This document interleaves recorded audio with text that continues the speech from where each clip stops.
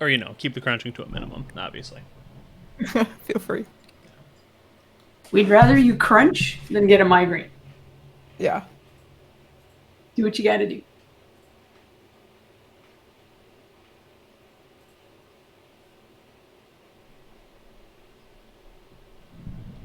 You adjusting to the beard brew? Is it still kind of weird because it's only every 2 weeks? It's still weird. It's so good, though. What does Wes say? I just asked him about it, and he's like, I don't mind it, but I'm not like, it doesn't. Yeah, he's like, Don't worry yeah, he's like, it stays on for the D&D game. That's it, though. Yeah. It comes off after. Yeah.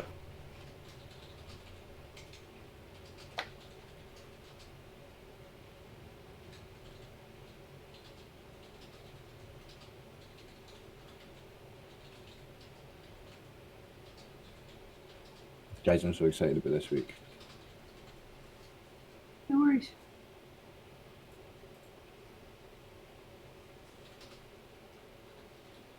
Don't delete us next week, though, okay? What are we doing? Oh, and are we on for the Sunday after Christmas? Oh, good question. 2 weeks from now? Yeah, it's So a Sunday. 27th? Yeah. Won't cause any problems on my end.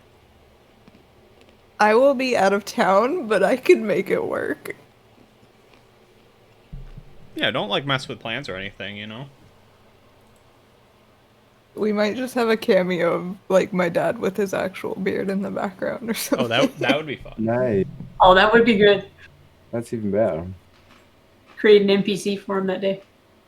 Yeah. I'll just actually have him play my character.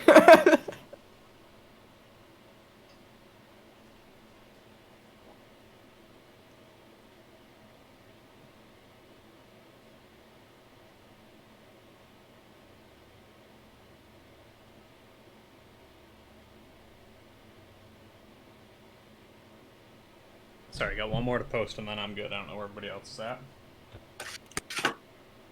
I'm going to post, actually. I'm going to post a little in Discord. I'm going to do the multi-link. No, I'm not, because as soon as I fart around the Discord, it's going to mess up my screen. I'm not going to do that. I can do it. Nice, bro.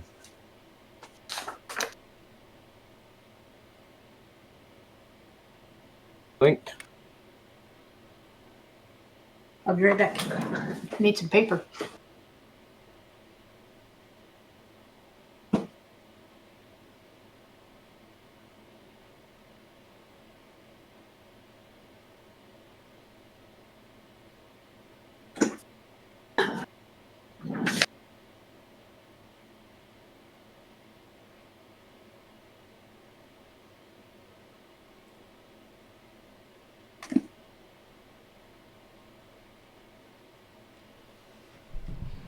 Alright, I'm all posted up. Do you have a preference as to where you want me to post it in yours, Oliver? Hey, nah, you can do it anywhere. Rules are off for you for that.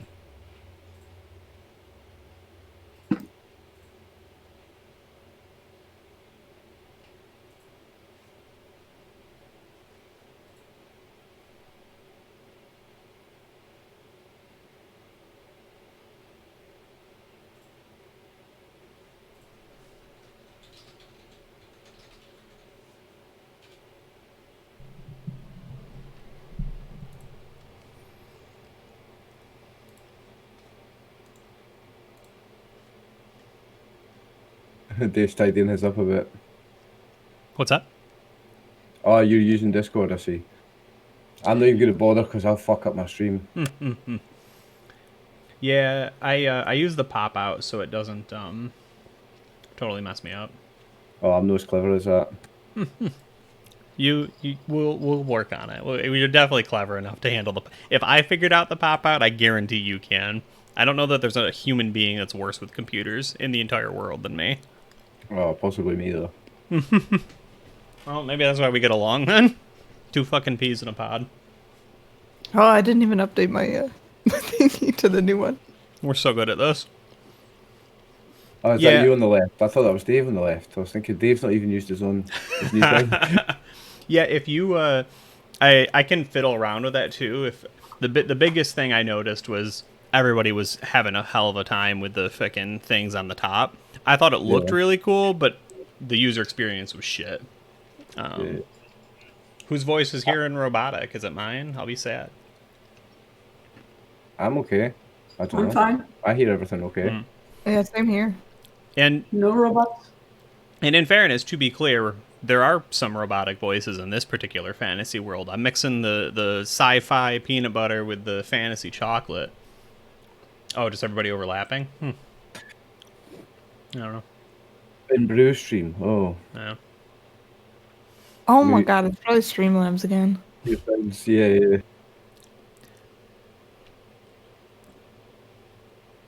Oh, or you might just not be muted in Roll20, maybe?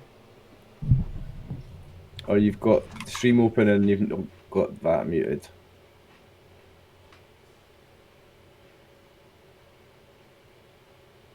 This multi-streaming, it's hard, eh? We're good though. Yeah, we get. Hey, we did it. Cool. All So right.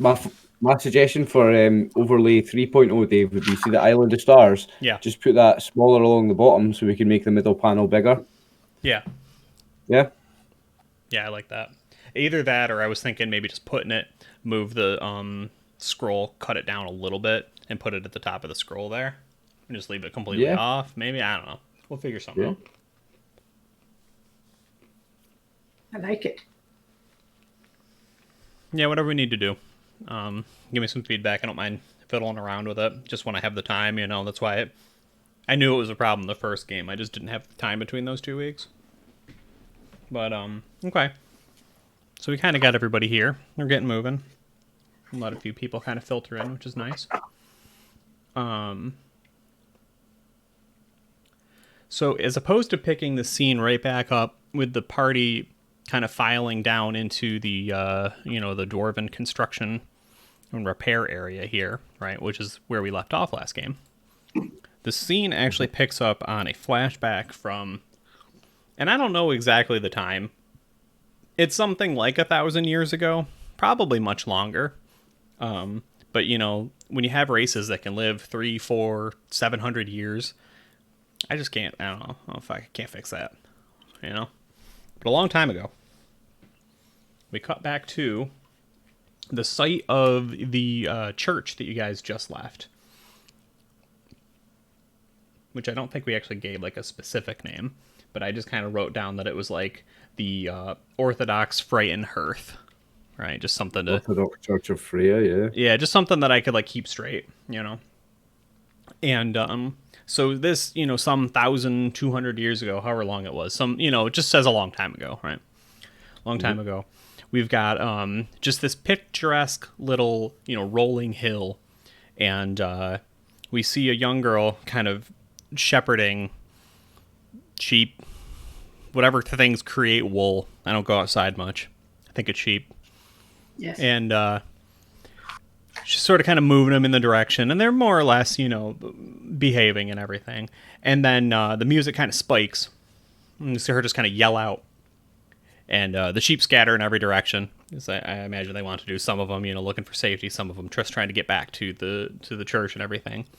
And but we don't stay on that scene. So clearly something spooked her, and we see, ostensibly her father come out of the church, and he runs up the hill, right? And we're kind of at a distance seeing this, but basically some sort of like, impossibly like dark and shadowy creature, this figure, right, just streaks out from the rolling hills, right, and goes to try and attack the sheep and the girl, and the father gets in the way of it. And it kills him, but he seems to stab it too, right? We're getting this in sort of this like stylized, very storytelling. They'd be almost like, not like watercolors, but right, like almost like paper. You know what I mean? Like folded and cut paper kind of layered over the top of each other, right? We're clearly hearing a story being told here, and we're just getting it animated and illustrated by way of, cinematography. So the story Nice. goes. I'm sorry. Nice, that's all. The story goes at Gort Willow Tree Wooden Mills, right?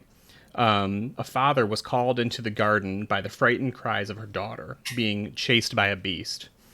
He leapt and attacked, and then, soon after, wrapped his arms around his daughter, and she felt his body go limp. He said to her, "You needn't worry anymore, darling. I have taken the sting of death for you. I will die, but thankfully that beast will not sting again, and thank Freya for that." Right? And he dies. He saves her. That's like, and so she's just crying and crying, and we see, again, this is like extremely stylized. We see nights and days go by, right, as the sun and the moon just pass overhead, and she's just in this field weeping at having lost her father, right? The flock is scattered in every direction. And finally, Freya herself, their self, comes, right, in the form of a giant falcon woman descended from the sun, the sky, and says, "I can give him a second chance at life," right? And again, this massive, booming, all-encompassing, maybe robotic voice, who knows? Says, "I can give him a second chance at life, but you must come seek me in the west, and I will show you my gift." And she sets off into the ancient elven ancestral lands. And I do not look like Jack Black. Certainly not a beta version of it. It seems kind of needless, but okay. Bruce chat. We cut back to our game already in action.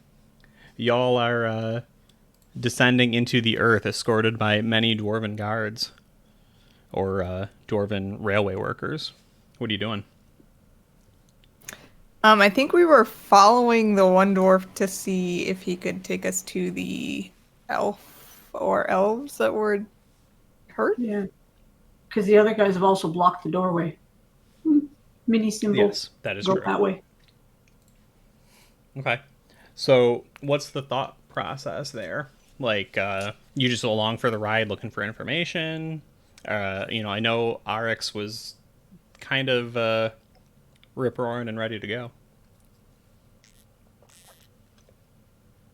Arx was also cranky he didn't get the call.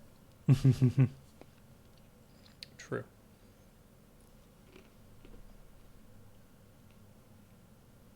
I mean, I think Winnie would be fine with them blocking the door, because given the fact that I said that I was going to be unarmed, and then Yeah. two people come running after me with, Yeah, you tried. yeah, so, I mean, Okay. I can understand their hesitation. Yeah.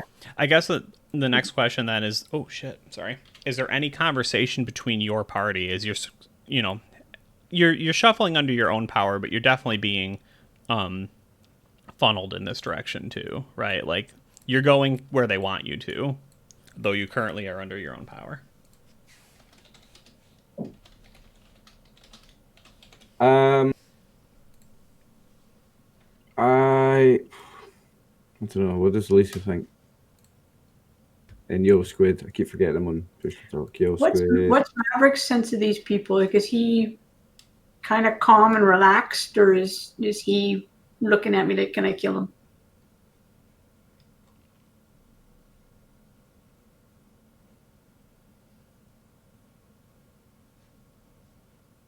I think if we want to kill them, we have to move quite fast. Oh, No, I was asking Dave if there was a sense for Maverick. I don't know how much I can. Oh, I'm sorry. I thought you said RX. Inject. I apologize. No, I said Maverick. Maverick. I didn't. I'm I'm not sorry. unsure how much I can inject what he's thinking, or if I need to ask you what he's thinking. Yeah, I apologize. I would say you're well within your rights to tell us because he's your character, but I think in situations that you want to know what, like, if he's trying to clue in on things for you, right, like stuff you don't know, that's fine, right? Like, Okay. the sense that you gave me was that he trusts, Winnie, right? And Winnie had kind of asked him to be cool, so I imagine he's being cool, but I can't imagine he likes it. Yeah. No, and I'm fine to follow. It's they've given us a peaceful path and don't want to get get Willie Winnie in really, really big trouble. Yeah. Okay. So cool. This goes pretty quickly, right? Like there's not a ton of stuff here. I mean, there's a fair bit of stuff. They're doing repair on a lot of different things down here, but like no one lives here permanently. This is just a workshop. And I think that's probably the first sense that you get is like for all the other things that may or may not be true, they're not lying. You're not seeing any indication of this being a smuggling operation, right? They don't have, piles of heroin and, fucking goods that they're working out of this place, right? There's not 20 people trying to sneak into the Elven Islands to, do, under the table work or, assassinations or something. What's that? That's unfortunate. Like, that would have been cool. What you are seeing is, a tremendous amount of dwarves. So there's 2 up here. There's 2 here. There's 2 more here, and you can still hear more kicking and bumping around. Uh-oh. Whose cam froze? I think it's yours. I think maybe your Discord just... He's moving okay on my end now. Yeah, that's weird. Huh! I'll refresh. Okay. I keep forgetting I'm on push to talk. We're only been doing like 10, 15 minutes. He's talking a lot to his chat.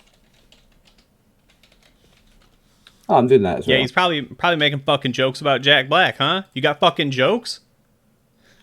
That's Bruce. That's Bruce chat. I've got nothing to do with that. That's our friends. I saw you I laughing. can't tame them. I'm sorry. I saw you laughing.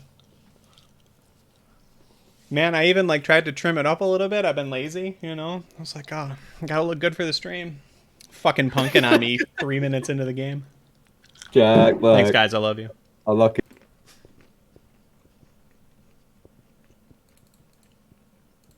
So do we see in this new room? Do we see any injured elves? You see, this specifically. This, it's probably the biggest building, quote unquote, right? That exists down here, and it is well guarded by a man with a spotlight helmet on, right? So it's like got the shutters so he can like project light where he needs to. And he's got 2 mauls, 2, very big hammers, both of them on the ground right now, and just sort of leaning on them both.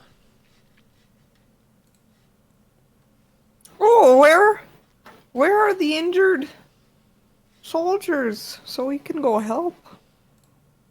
Yeah, and they're like, well, they're in there, but, like I said, I think one of them died in the fight. And I'm not going to jail because some elves tried to frame me for something. And that's, one of the people that's kind of escorting you down here. We'll call it this guy because I don't care. Well, can we go take a look? Yeah, one of you can. I'm not sending y'all in there. When do you go? Yeah. All right. Yeah, and he nods and he says, he looks at me and says, "Your mom. Let him in." The guy just furrows his brow at you for a moment. And like, "I meant it."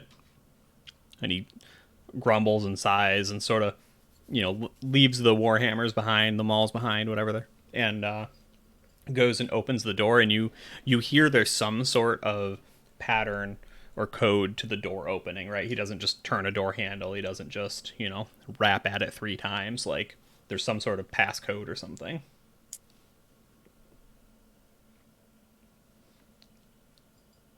And you go in? Yes. Okay, cool. If anybody outside wants to be doing anything, please let me know, because otherwise we'll snap, the camera will follow Winnie in. And then Winnie, I just want to remind you that you are currently still hopped up on Freya's fighting juice. Oh, yeah. So you go in. There are 3 elves all kind of pressed together in the back corner of the room. Looks like, just like everything down here, it's some warehouse, storehouse.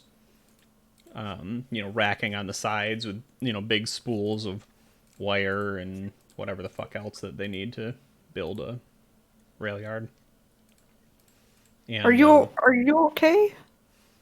Yeah, they turn. Only two of them turn to look at you, and when they do, you see the first thing I think that you notice, just because you guys have been hyper aware of it, is there's a drow on the right side, a male drow that has antenna coming out of like basically the temple, more or less. Like it's not his forehead and it's not his ear, and they're like very 90s cell phone, you know what I mean, with like very thin spindly sort of stuff.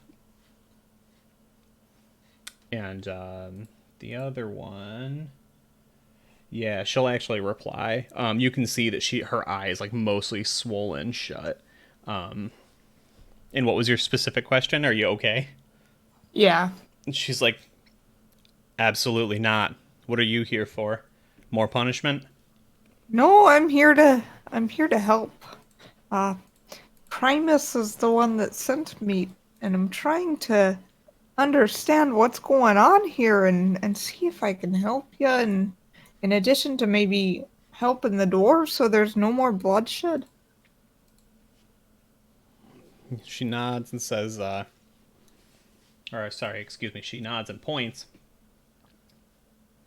She says, Iljark is already dead.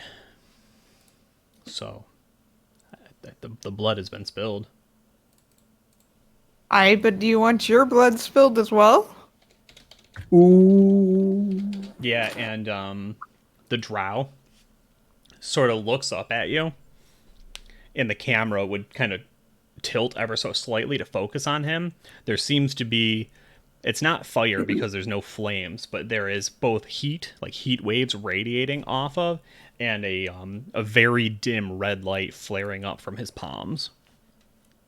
And almost in spite of himself, he says, sorry, I'm trying to make sure I say these names right. Marili, just say the word. What thing happened? Thank you for hosting, Listen. Snow Chicken Lord. Sorry. I'm not trying to cause any more bloodshed. I'm trying to get you back up. And I want to know if you're going to cooperate so I can look at you and maybe heal your wounds and get you out of here without any more blood being spilled.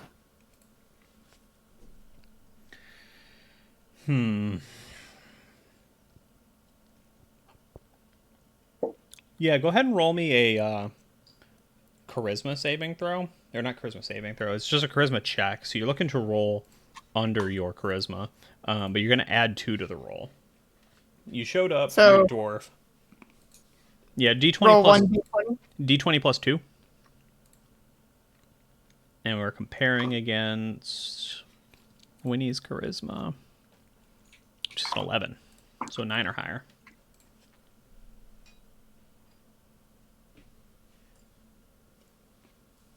All right. Well, there are some worlds where that would be great, but unfortunately this is not one of them. Son of a bitch. Yeah, I think that they fixate on the fact that you're a dwarf, and they're like, I didn't see that one before, right? And the other one's like, no, neither did I. And they quickly, they get into an argument about something. They snapped into Elvish pretty quickly after that. You get the feeling that they think that this is some sort of dwarvish trick. And they're just not even, like, they're not even paying attention to you at this point. What can I tell you to prove to you that I'm not with them? I already told you that I was sent here from above by Primus. Secundus was up there as well. You've got a whole slew of your company up there, and they're all trying to get you back. And I'm trying to help. Yeah, so the drow looks at you and says, well, interesting. You have a lot of names, but why would they have sent you, of all people? Because I was sent by the Church of Freya. He nods. This is very well. Then you are attached. That was all it took, man. I mean, May I he look was at your asking wound? you. I'm just wondering if you confirm it or if you just. Oh, You yeah. you just do the thing. Yeah. You're like, let me heal you. Yeah. I mean, I was sent by the Church of Freya. I'm here to help. Can I look at your wounds? Yeah. So the drow looks to Myrilli. She nods and says, "Yes, do what you must. I will be watching you." Quispago will end everyone here, should you be up to no good. Which seems to be his Which one name. of them looks more hurt? Definitely Myrilli, but she's telling you to go to what the hell was it? Quispago. Okay, I will walk up to Quispago. Yeah, you're welcome. I'll walk up to Q.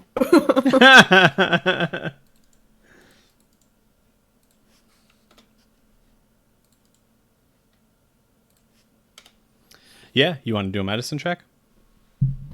Yes, and I believe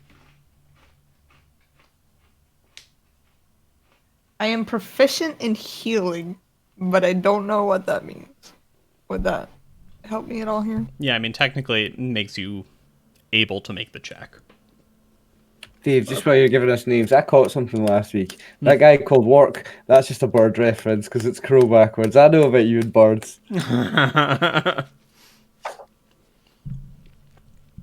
Which one was that? That was the one of the guys that worked at the bar, I think. No, That the was the crippled poet. wasn't the crippled Yeah. poet called Work? Oh, Yeah, there's a poet called yeah, Work. you're right. You know, I didn't even do it like that, but you are correct. I know about you and birds. Yeah, you know. So you should be able to just roll brew right off your character sheet. You should just have Oh, wait, yeah. really? Yeah, I mean, yeah, we'll let you roll off your character sheet. That was a bad roll. So is it the healing one that I would use? I think so. Yeah, it should be a non-weapon proficiency.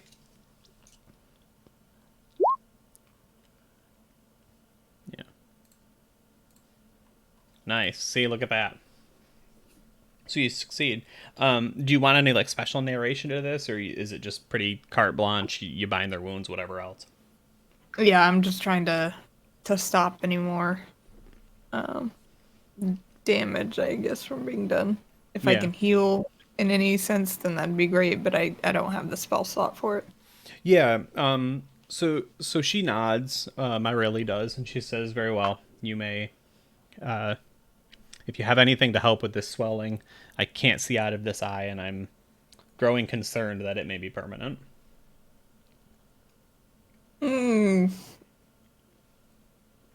I've got soap, but I don't want to put that in your eye.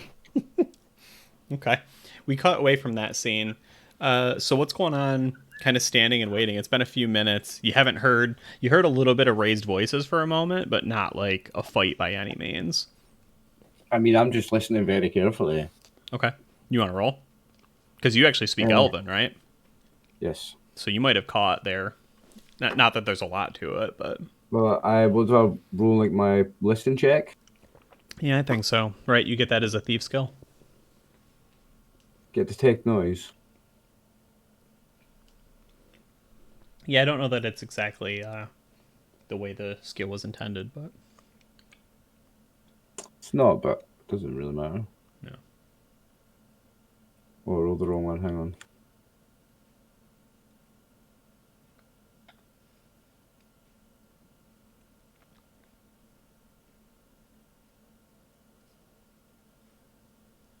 Damn, that's close though. Look what I rolled the first time. Oh shit! It went twice. So you got it. Yeah, look what I rolled the first time. Yeah. A 1 on 1d100. Oh, you could have used that the other day, huh? Yeah. Okay. So you hear them. You've got it. They talk real briefly. Again, this is when they snapped into Elvish when they were disagreeing about who Winnie was, right? Yep. So they're disagreeing with each other about like, did you see her? No, I didn't either. There's probably hundreds of them down there, and they make some disparaging remark about dwarves multiplying in the mud, right? Like probably a whole fucking family. I spit and here's another dwarf, right? Like some shitty racial mark like that. And then they snap over, right, to talking about if they don't get out of here, their lives are over. But not like the dwarves are going to kill them. Like Primus is going to, like, it doesn't matter. Like they will be forfeit. You know what I mean? Yeah, they're more scared of him. And whatever he's going to do to, like, finish this. Exactly. And then, like I said, the voices kind of quiet down because Winnie was able to sort of dig herself out of that hole. So, quick question. We leveled up at the end of last session. Yeah. So I now have 2 level 1 spell slots, and I only had the healing one prepared from earlier today. Oh, Am I now, able to use that second one? I think we have to wait till you rest, unfortunately. David, I'll get a level up as well then, eh? Yeah, everyone should have leveled, just contingent on the rest. I think I just said that to make sure that we... Should we roll hit points and everything? I thought we did. Thought that was the end of last game. Did we? I don't know that we did. No, we said that we leveled up and then we'd figure that out during the 2 weeks, and we didn't. Oh. Well, I had to run at the end of last game, and you guys were in the chat Yeah. for a while, so I guess I thought that's what happened. Yeah, we can roll it later because it'll be contingent upon the rest anyway. So once we... Yeah. Well, I mean, That's unless quick enough things to go do. completely wild, you'll have that chance here in a moment. Yeah, because if I had that healed, then I would have healed this other elf. But I think I'll Right. just probably take water and try and, like, wash her eye Mm-hmm. to get any, like, shrapnel or anything that might be in there out, and then kind of soothe it. Yeah, absolutely. Okay. Yeah, if nobody has, like, anything in particular, I think the next scene is either, Winnie, you questioning them, or Winnie coming out of the room and kind of telling the dwarves what has transpired. Yeah, I think I'd probably walk out. Alright, so it does look, unfortunately, like one has passed, and there's not much I can do about that. However, I've been able to assist with their wounds in a minor way. If I can get some sleep, I can maybe get them back up. And looking okay before they go back up top. So there's no heat coming down here, but I mean, if we have any food or anything that you might be able to spare them, a little bit of hospitality may go a long way here. Yeah, so the lead dwarf, the seeming lead dwarf, the one that's definitely talked to you the most, has kind of shooed away a lot of the other ones at this point, and he's just kind of staring at you. And he goes, and forgive me, I tried to rewatch to make sure I didn't already name them. I had these names last week. I just don't think that we got to that point where they were being particularly civil, right? Yeah, I don't think he named any of them to us. So you just met Mom, who they call your mom to be funny. He's their safety officer. The person you're talking to now is Rotbreck, who is an engineer, and they would also call him Immunes, which is just his position in the hierarchy of the dwarven, not engineering particularly, but like just their whole organization.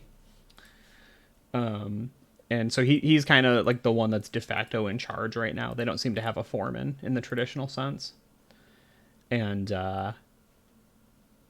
he kind of looks at you, he says, he just flops down on like a barrel or something nearby. He's got, his head in his hands, like I have a headache kind of style, not like I'm sad, right? And he's just like, I really want to believe you. I think it would have made a lot of sense if we had known that you were honest and to your word, but the elves sending in anything other than and he looks over at you, Arix, anything other than a death dealer. I didn't believe it. Why would I? They tried to kill us the first time, why wouldn't they try and kill us again? We're dwarves, we'd answer them in kind. Shit, one of them's in there dead right now. You made a great offer, said clear out of here and you'll tell them we died, but the folks in there, They won't have it. The ones in that room, and he points at the building that you were just healing, says, they're out for blood now.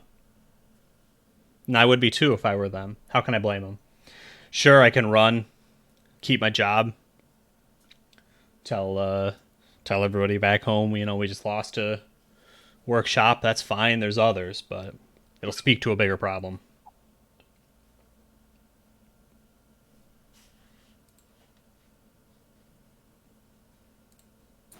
I mean, perhaps I can talk to them and see if they were here for more than we've been told.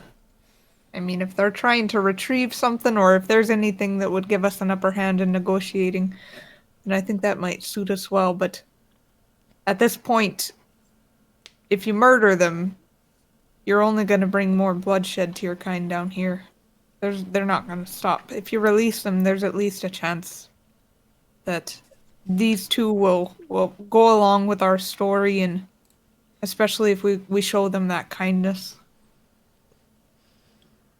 Yeah, I mean, he nods to you. What you're saying makes sense, but like at his core, he doesn't currently believe it. It's like, yeah, I have a tough decision to make. Let him go and give up whatever leverage I still have and lose everything, or kill him, bite the bullet, deal with you however I have to, and probably lose everything.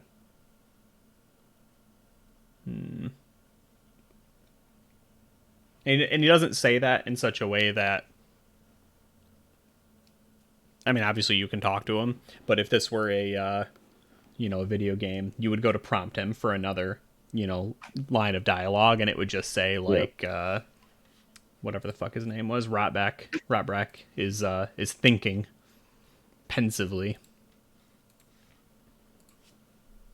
Now, did I hear that bit of conversation when he said to Winifred, "I'll deal with you, however"? Because I might be a bit offended by that. Mm-hmm. Oh yeah, he was plain speaking. You were all right there.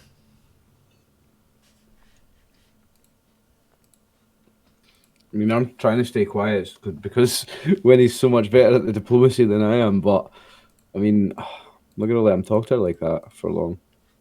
Yeah, that's fine. You can say whatever you want. I don't think I would say me as him, right? He's saying it in the sense it's like I'm kind of fucked either way, and he would be assuming that you're not just going to let him kill those prisoners and walk away. You may, right? You may be willing to. You may not be willing to now that he has offended you. I'm not gonna let him kill prisoners in front of me. No. Yeah. Okay. Yeah, the scene is yours. You would the cutscene would be over, and you would be able to move around in these caves and talk to the dwarves as you want. You can also go back into the room with them, with the elves, right? The only condition is you would have to like talk to the dwarf guard, be like, "Hey, can you let me in?" You know what I mean? You don't think that you can throw the door open without starting a scene. Did you say Rotbrack was the engineer, or was that Ermom? Nope, that's Okay. correct. Ermom is the safety officer. Okay, so I'll probably go back up to Rotbrack. Listen, is there anything around here that you can craft together to make an explosive? That way, if we take these prisoners, we can blow off the tunnel leading to the surface so they can't get back and come searching for you. We can claim that you were lost in the explosion. And that way, there's no harm coming to you. Yeah, he gives you a bit of a hand. He says, "Yeah, I'm thinking." I'm standing there taking notes. Yeah, he kind of gives you, a bit of a harsher glare. He says, "I don't know that I'm going to give him up yet. And if that bothers you, well, then we need to have further words."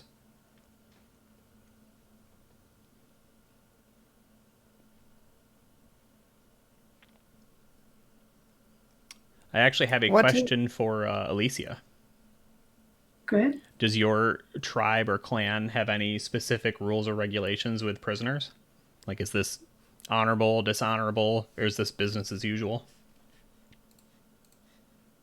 My brother ran the clan differently than I would. Mhm. He would be fine with this. I think that it's not honorable. Sure. I would ask if I could. Am I close enough to ask him?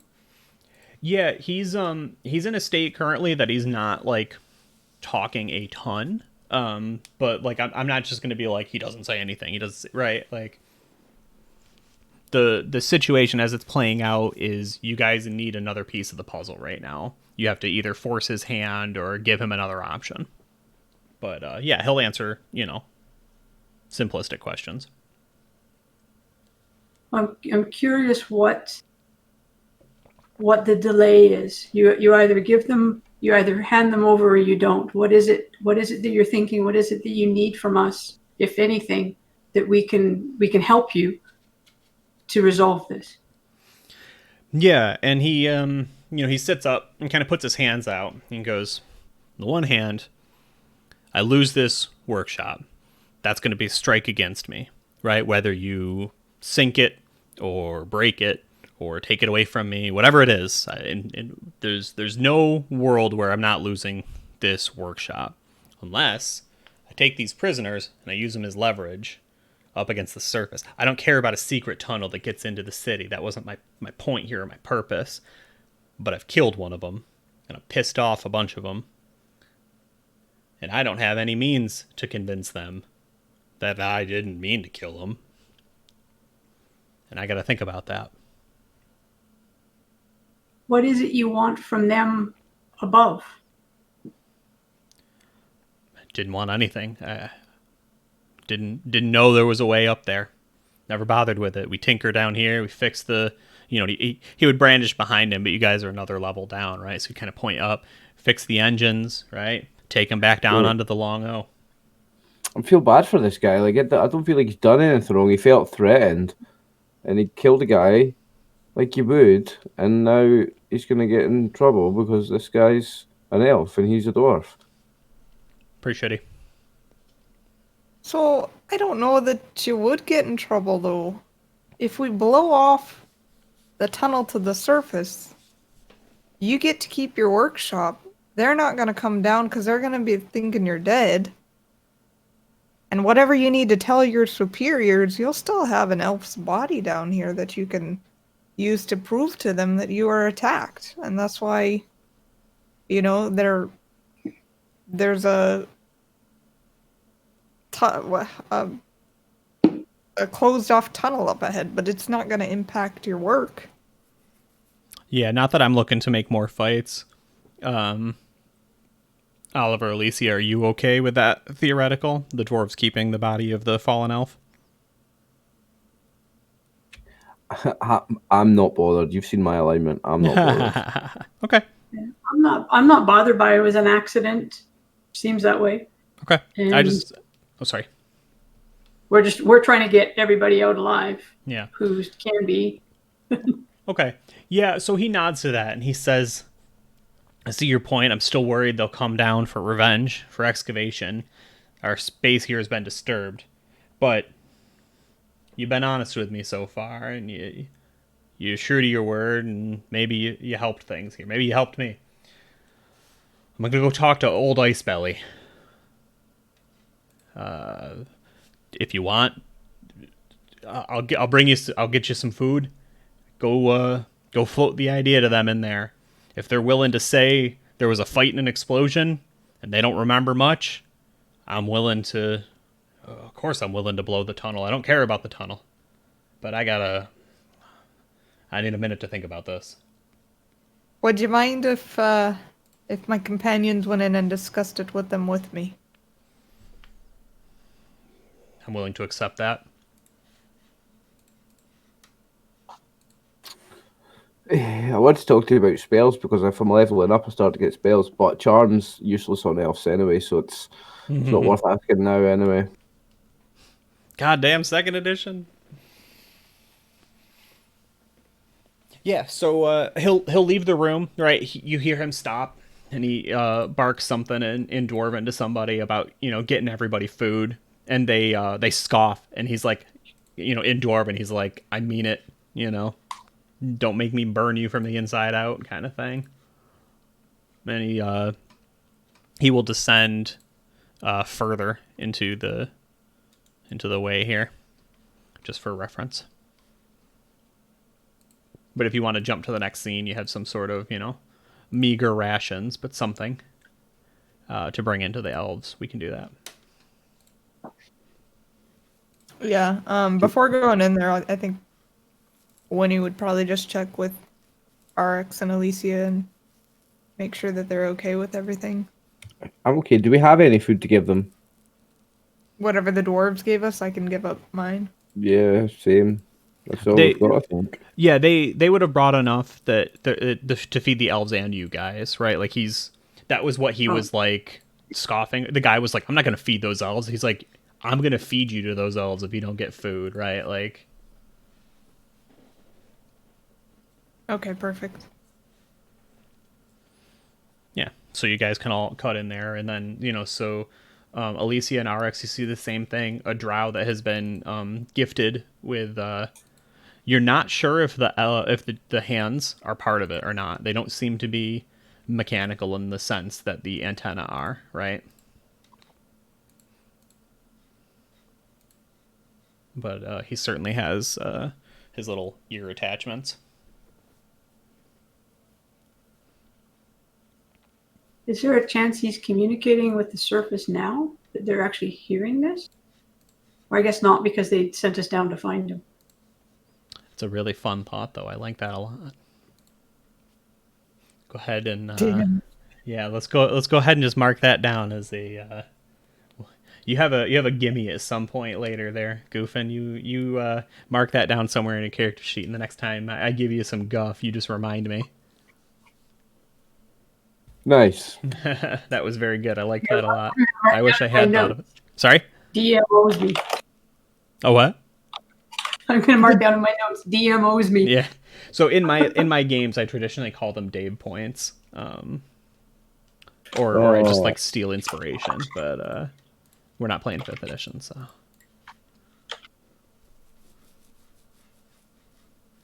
We brought you some food. Yeah, they both they're pretty unceremonious about like, scraping over to you and taking it, like because you guys are holding food too, right?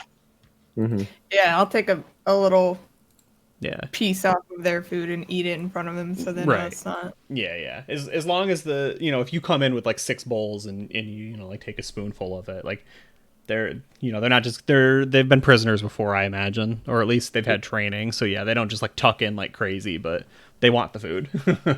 I'll crack open my own water skin, take a drink first, and then give it to one of them. Okay. Yeah. Same with mine. Okay. Cool. I've got some cheese that they can have a nibble on. Yeah. I mean, morale improves significantly. Turns out they don't hate dwarves; they're just hangry. Thank God. It is I gotta keep looking at these names. Quispago, that speaks first, that the camera cares about, right? He's like, well, I'm grateful that you're here then. I could have taken down this room and probably a few of them, but I don't think it would have been much further. Like I said, we don't want to see any more bloodshed, so what if you don't mind my asking, is it that you came down here for? Was it just to investigate, and you got attacked? Yeah, he turns to Myrili, who responds, The house is now condemned. Primus will be destroying it shortly, though hopefully. And she looks at him, and Quispago nods, says, Primus will be destroying the house either way, making it impossible to leave from this direction. The house, our quick inspection showed that it was not owned by anyone in particular, just a shell corporation, right? Like, I don't think they call it a shell corporation, but the sense of a fake company owning it just to hide and move goods through Yeah. and through. A front. A front, yeah, right. That's a better way. They would actually use. That's a word they would use. She says, "If we don't get out of here soon, we're condemned here." And I can't blame Primus, but she just sort of gestures like, I don't want to forsake my own life. Not a zealot. I mean, I'll blame Primus for you. That's really poor leadership of him to just send you down here, not knowing what's going on and putting your lives at risk, you know. We've been routing out a lot of issues in the Selayan Isles. I understand that. I definitely do. So, in order to make this work, though, we've made an agreement with the dwarves that they'll release you two and will blow the tunnel leading to the house. And if Primus is also already planning to demolish the house, and there should be no way back in or out of that tunnel for whatever it is you assume is happening and whatever these dwarves claim is not happening. So, I mean, if you're willing to go along with that, the only downside is you'll have to leave your friend, Iljark here.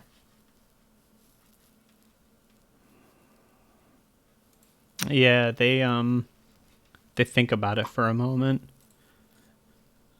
Does anyone jump in, or are you guys waiting for a response? I'm trying not to say anything. I'm not saying anything. I'm just waiting to see what they say. Yeah. Giving them time, not wanting to pressure them. Yeah. I'm smiling. Says, we'll need some time alone with the body. We need to, prepare him. If he cannot come with us, then we will see him, meet his ancestors correctly and take his weapon for his family, that he can be remembered.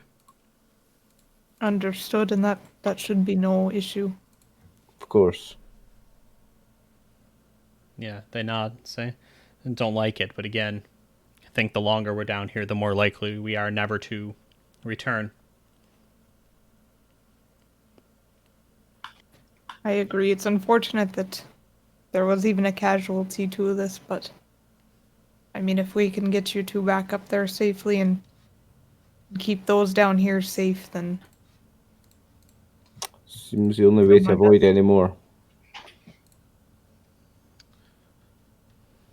And what will you do if Primus sends us to come after these dwarves again? Sure, he blows the house, you blow the tunnel.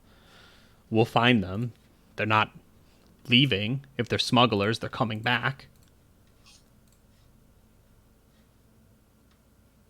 I mean, I guess I would just ask. What do you see any evidence of them being smugglers? We just see a workshop. When you came down, did you see anything that said they were smugglers? Well, I saw a secret pathway that no one knew about. I saw, and we will learn more, evidence of who owned this building and why.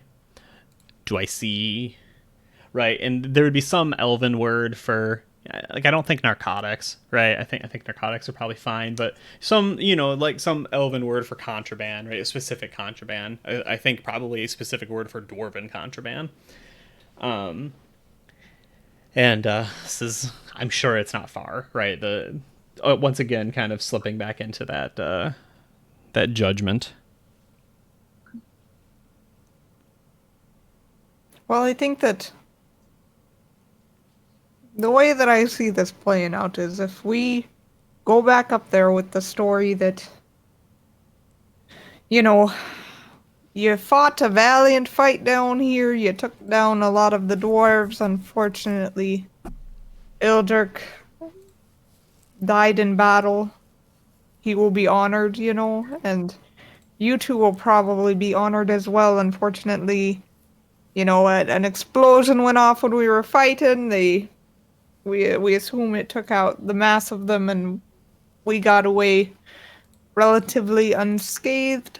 But you'll you'll still be serving your position, so if you were to hear that they were to be coming back and trying to excavate the tunnel, I would hope that you would come to us as a way of thanks, if that makes sense. Yeah, so what the heck's her name? I keep losing it. I gotta remember at this point. Myrili sort of narrows her eyes and says, "Well, you're attached to our company now. You will know when we move back on them. I won't have to tell you." Well, by golly, I guess. I look at Winnie like, what have you done attaching to this company? All right, I didn't think that. Right. Well, I mean, and to be clear, you've quite expertly navigated the, oh, you're attached. Like, the church sent me. From rewatching, you've done that to me a couple times. I'm onto you. So it's fine. Like they have not like sussed that out yet. Though I am telling you that they are making an assumption that may become slightly problematic for you later. We'll see. Right. I mean, I understand that I should know these things, but my companions may not. They are not associated with the church or the company. And so, just letting them know, because I don't know that I'll necessarily be in a position to tell them. I might be called off somewhere else, so if you could tell them, that'd be great. Sure. I just had an image of Winnie standing on a wharf with one foot on the wharf, one foot on the boat, and at some point or other, Dave's going to push the boat away. Don't do it. I can't swim. I'm not proficient. The advice I give to a lot of people, I actually got it from Ken Height, who is a RPG writer, game designer. Was like, especially Call of Cthulhu. The players should not be afraid of your monsters. They should be afraid of your treasure. And I thought that was just like fantastic advice. Thought it was really cool. So try and think about that a lot. I couldn't even take the treasure if I wanted it. I love a cursed item. Yeah. So do you have other things you want to do? Do you have other questions for them, or do we want to cut to the next scene? I think I would want to go back and ask the dwarves if they know who Snorri is. Okay. Yeah, so we cut out there, and like I said, Ermom's still hanging out front. Normally he would be, safety stuff, making sure, when they're mining, they're putting in, roof anchors and stuff, like keeping shit safe. Checking for hitting like water pockets or gas pockets and everything. In this case, the biggest, unknown is these two elves that could break out and start killing people. So he's been keeping an eye on that. And he points, back down to the same pathway, right? That like Robrek? Did I call him Robrek? Robrek, yep. Robrek is taken off too.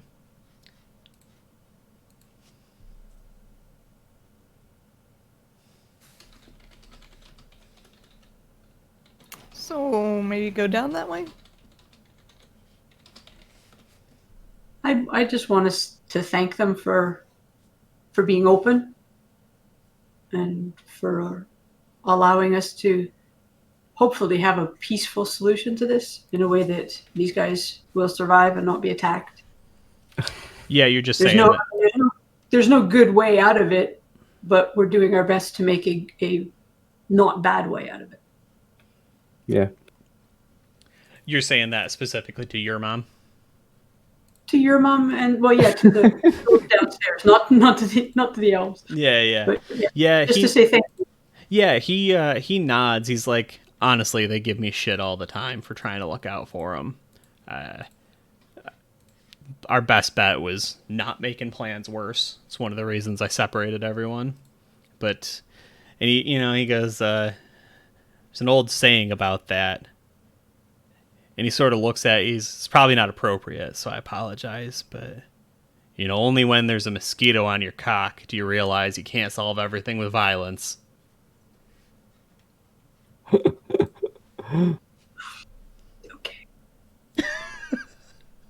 That's lovely. That's some real wisdom. That's some real wisdom. All right, so everybody heads deeper into the dwarven workshop here. Yep. Okay. Yeah, when you get down to the bottom here, there's a massive crane that seems to be the thing that lifts, you know, the like the actual engines and the carts and everything that like needs repairs either out of the long O, right? Or back into it once they're fixed, right? So there's, you know, like an individual working the crane itself. Not that anything's coming up or going, right? Probably asleep on the job, but you know, is there. And then there's a few people kind of like floating around and everything. I shouldn't say that. I shouldn't say floating around. There's a few people moving around there working and stuff. So is this down in this area here? Yes. But you do not see Robrick.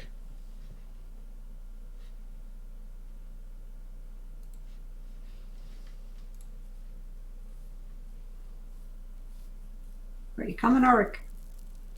Do we, I'm coming. do y'all know where Rotbreck went? I think he said he was gonna go talk to Ice Belly?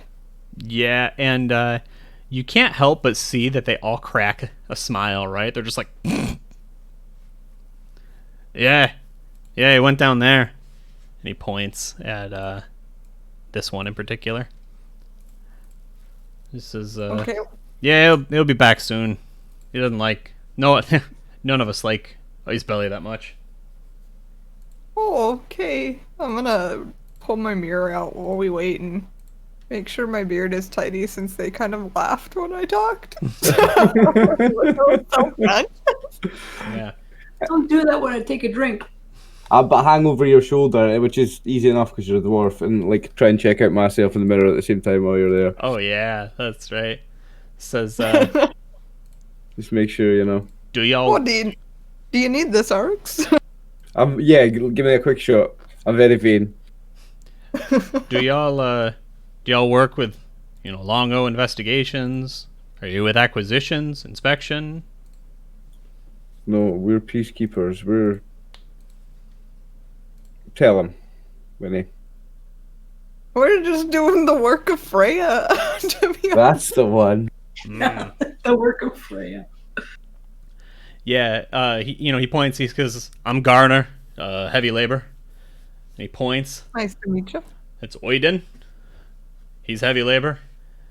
That one over there, Thorn, heavy labor.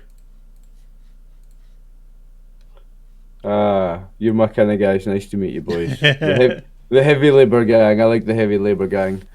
Yeah, heavy labor gang. We got some mushroom beer if you want any. Oh, mushroom beer. Yeah, I'll take a drink of that. I want to play them a song or recite them a nice, not a poem, but like like a what's the one I'm looking for? A little bit of a drinking song or something. A limerick, not a limerick, but Oh, like yeah. a funny story, like that rhymes, like a funny poem. I'm going to recite them one of them and have a drink with them. Oh, that's awesome. I love that. Isn't that like the ones that are always about like women? Like they use like a woman's name and it's like That's the one that I mean. Yeah. yeah. I don't think I'm familiar with it. I'll look one up. Okay. Yes. Yeah, I was gonna say, if you got one, let's get immersive up in here. So yeah, I picked on my musical instrument on my character sheet because you get musical instrument as a bard. I picked voice. So I'm a singer and a poet rather than I play an instrument.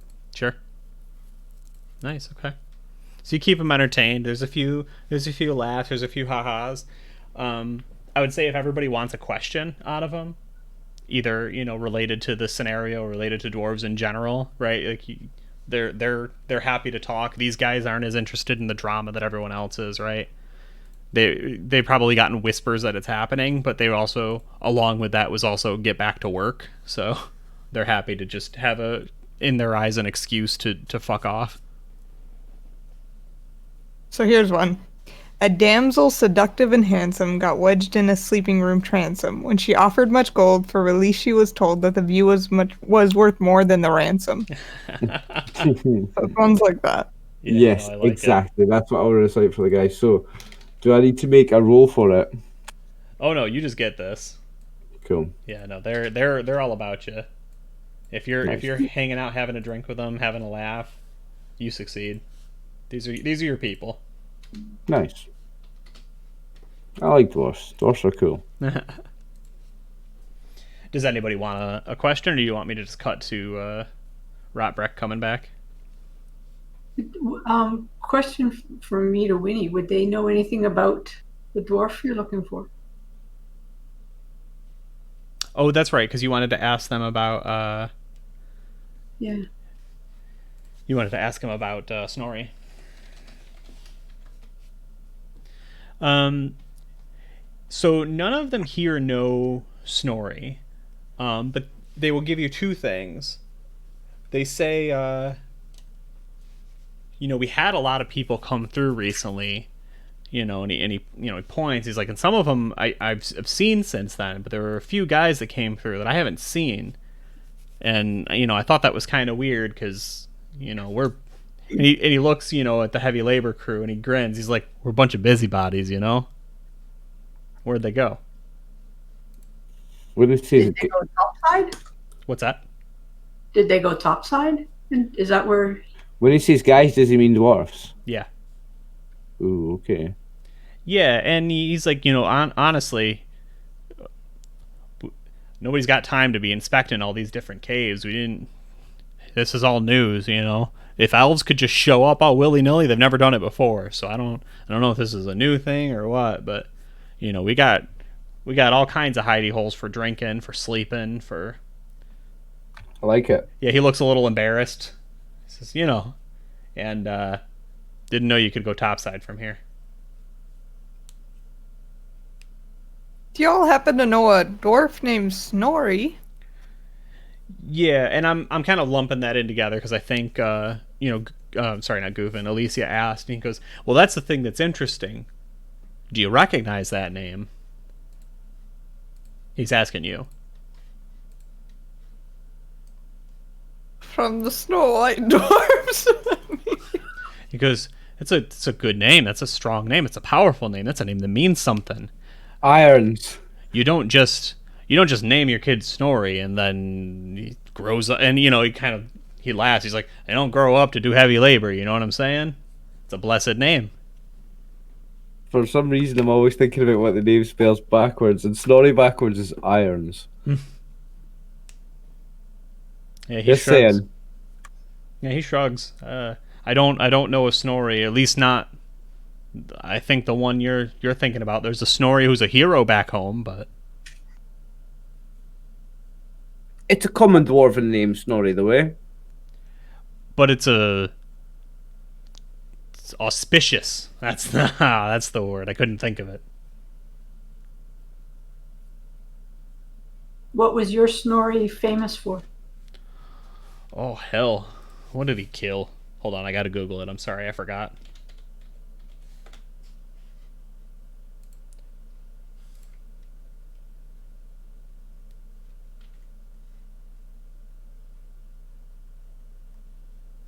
Yeah, so I was ripping off. I'll post it here.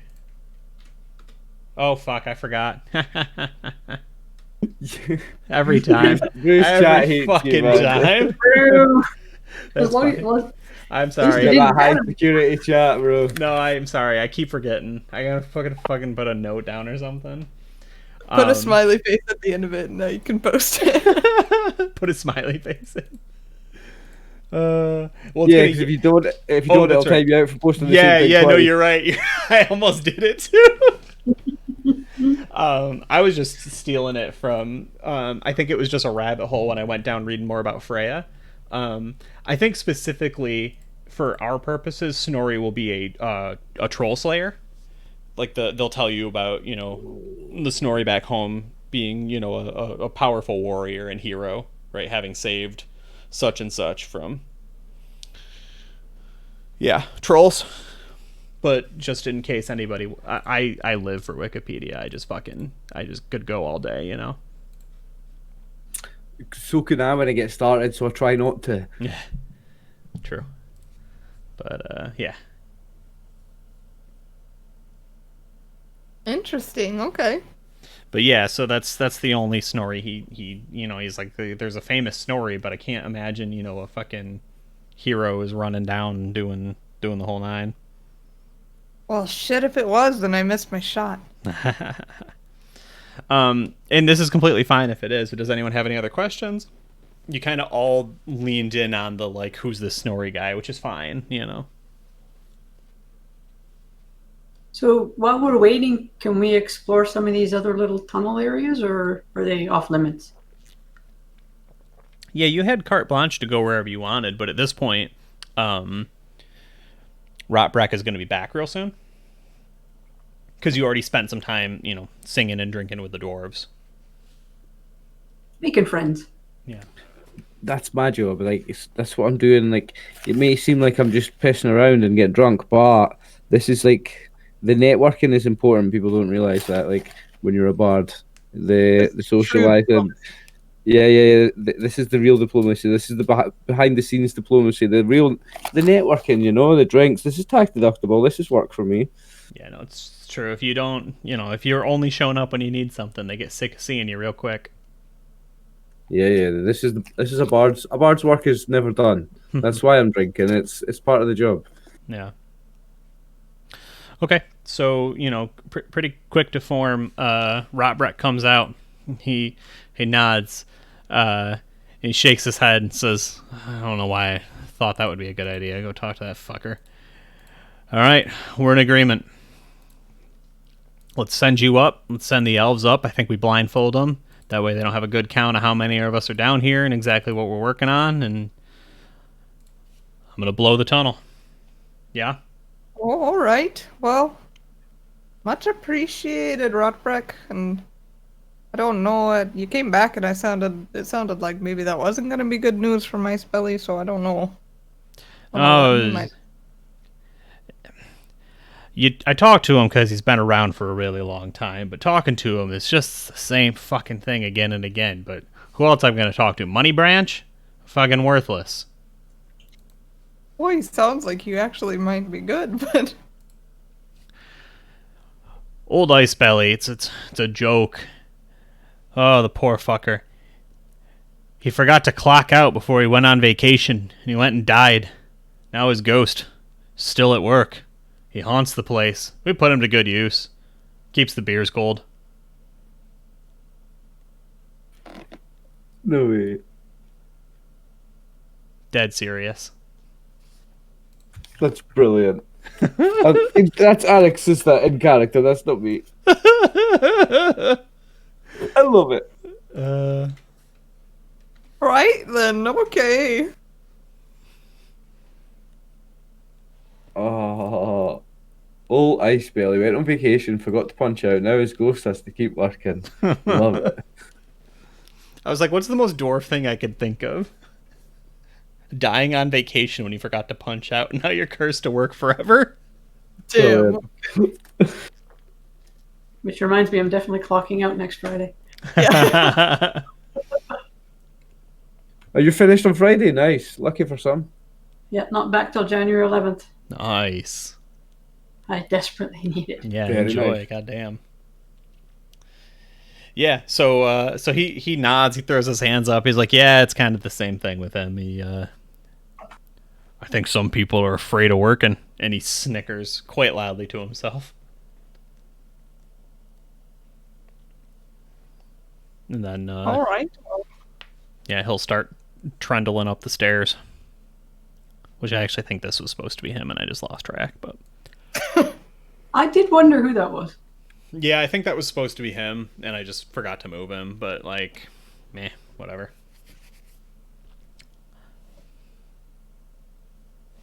Oops, sorry, moved the wrong one. Yeah, I would say that now is probably your last chance to kind of do anything. It looks like you did a little grassroots campaign, talked to a few of the dwarves, got a little bit of an idea what was going on, and seems like you're satisfied or mostly satisfied with the turn of events. Yeah, I think it was the path of the least violence possible. Like 0.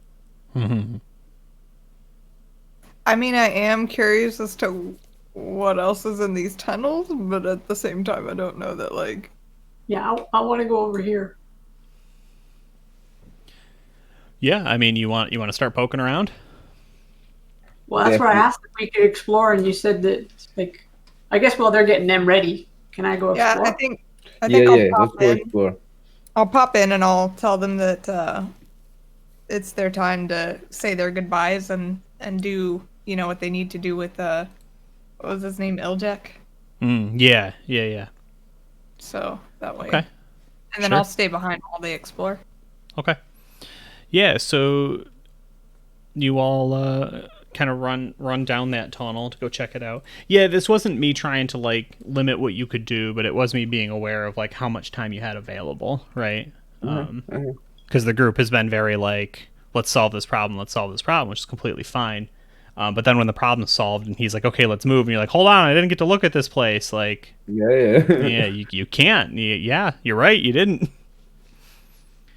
So as you go down this tunnel, it does widen up a little bit, but it looks like it's just into, not exactly a mirror of this setup, but, just more rooms and everything. And you pass a few more dwarves, In total down here, you probably get a count of like maybe 15 or 20 total. Kind of. And that's why I didn't want to say floating around. I misspoke before, because old Ice Belly does float. But I think the thing that stands out to you... What's that? He went to consult a ghost. I love it. Yeah. The thing that does stand out to you is everything you've seen so far is a little like, ramshackle and looking a little rough. Except this one doorway near the end of this hallway, it kind of spills open into, a chamber, and about 3 or 4 more offshoots, all kind of doing different processes and fixing, repairing, and monitoring different things around this area. And then there's a door, right, like a Hobbit style door, like circular with a door handle in the middle. Very clean, very nice, great craftsmanship and construction, and that's probably the thing that stands out the most to you. Is Maverick sensing anything as we go near that door? I mean, I think you can smell there's a creature behind it. What? Can I take a listen at the door? Yeah, absolutely. I moved him. Hold on, we'll get the full ASMR immersive experience here. 1 second.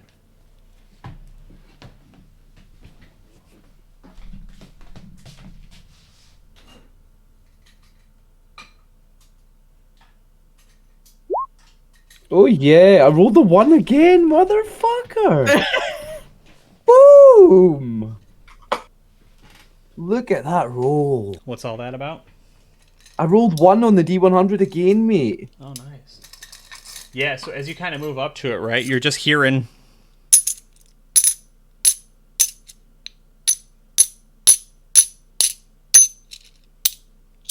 Right, just again and again.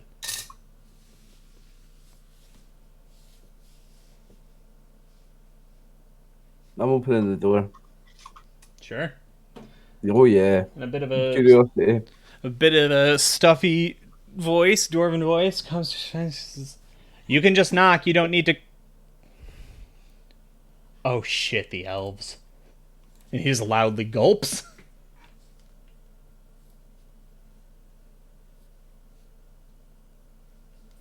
Yeah, I opened the door. Yeah, that's what I'm saying. When you opened the door, he was saying, you don't need to come in. You can just knock. And then he goes, "Oh shit, elves," and gulps loudly. What, the guy behind the door does? Mm-hmm. So it's a person. Mm-hmm. A dwarf. Yep. He looks at you and sees an elf, I'm assuming. Yeah, I'm not an elf. What's he doing though? What was the noise? He was counting coins. Yeah. Oh, okay. Did you hear it? Yeah, we heard it. Oh, okay. So you're just standing there with the door open, not saying anything while you go? Yeah, I'm just like looking at him like, then I'll just shut the door. I don't Well, have anything to say. I was I'm gonna just ask being him, nosy. I was just gonna say hi. Who are you? We're just down visiting. Yeah, I like that, right? Like, RX starts to close the door, and you're like, hi! Just Oh yeah, I didn't. I was waiting to see what RX was doing, and then he's closing the door. No, say hello. I just stood there looking at the guy. yeah, I mean, he was just like, clutching his pearls. So what's your name? Oh, is the door still open? Well, I'm assuming. Yeah. I'll stop She's saying it closing through the the door crack like of you the speak. door. Yeah. If you start speaking, I'll like stop swinging the door shut and then Sure. like swing it back open. Yeah, he just world roll, world roll money branch. I'm the accountant. Who are you and why? Yeah, why?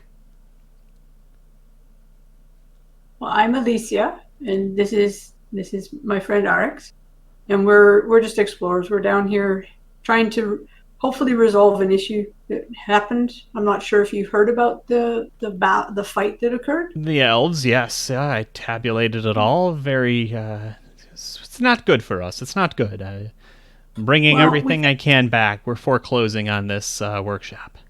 We are charitable peacekeepers, currently working on a peacekeeping mission to try and make a peaceful resolution to the situation with the fight with the elves, so that there's no more bloodshed on either side. And like I said, we're a charitable organisation, so that's why we've come to speak to you, the accountant, because we came to see about a donation. We're currently running on empty on our funds. Like I said, we are a charitable organisation. We run on donations, so we have been sent here. Me, as a representation, I am the bookkeeper of the charity, and you are the accountant of this organisation. I came to get the donation.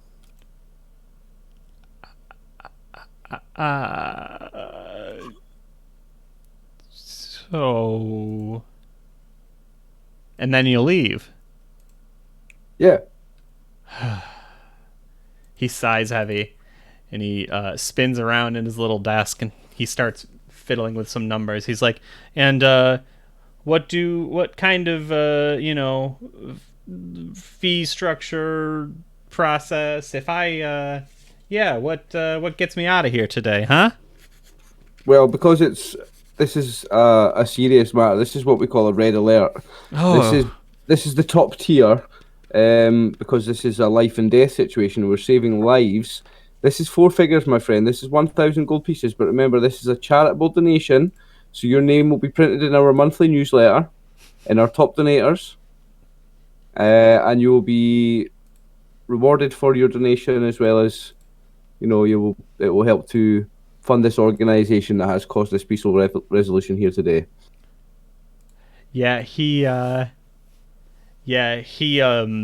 makes a bit of an awkward noise, which is all of the air escaping from his lungs, and the sucking of his teeth at once at the thought of 1,000 gold pieces. Says, no, go ahead. I tell him that I've been around to assess the situation and how well you're doing in business and what size of organisation we're doing. And on the scale of it being a red alert crisis, that's what we've been asked to take as a donation. Minimum. Yeah, he says, I do not have discretionary funds nor purchasing power at that magnitude. I have some... And he looks you up and down, and what sort of insight, like reading deception sort of acumen do you have? He's going to lie to you, and I want to know if you succeed. Well, I have proficiency in acting, so Okay. I know if someone's doing it or not. Okay, yeah, why don't you go ahead and roll it?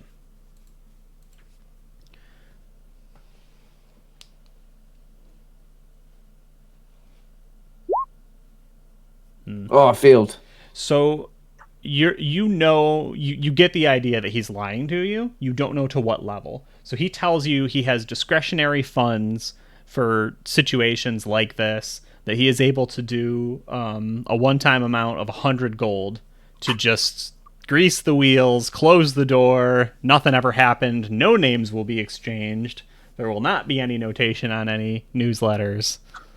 Okay, And so I'll take the 100 gold pieces from him, but I'm looking around the office. Is there anything else that I can, you know, I'm assessing with, like, I'm appraising the value of things around. Is there anything else valuable that I can, like, try and bargain for here?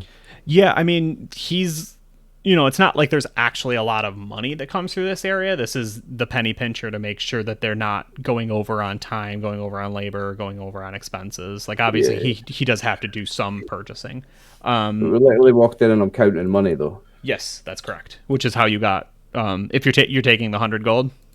Well, how much money is he, like, looking at the pile of money he's counting? How much are we talking that isn't literally in front of me? Because if he's counting a stack of 100,000 gold, I'm not taking 100 gold. Yeah, he's counting more than 100 gold, but he's not counting 10,000 gold. Okay, I'll take the 100 gold then. Yeah. He and there's also obviously a set of scales, right, that he's using to weigh and measure with. That would probably be worth something. And then the thing that might interest you are just a lot of books, right? Specifically like finance books and records. I'll tell him that we don't just take our donations in straight gold pieces, but we take any kind of currency or valuable items. So we'll take the books as well. He goes, I can't give you the books. That's what keeps this place running. Who are you? You're a brigand. You've come in to steal from me. You're not peaceful. We're a charitable organisation. We run on donations. We don't run without it. Right now, you're a man threatening me in my own office. Okay, I'll just take the money. Scowls at you. He says, I'm no stranger to this, but yes, the elven situation. You sounded like you had a hand in it. We have a hand in solving the situation, making a resolution. And he narrows his eyes at you. He says, well, what is the resolution then? What is old Rotbrack decided? We're going to close up the other side of the mine, so they can't get down here anymore. You'll be left in peace. So you won't need to close up this workshop. And what of the elves? They've agreed to go with the story that there was a battle, one of them was lost, and that everything, they couldn't do anything, they couldn't catch anyone, and we were escaping when the explosion went off. Oh, an explosion. That hasn't happened yet, has it? That's No, not, they're going that's not going to happen. They're going to close the entryway once we leave.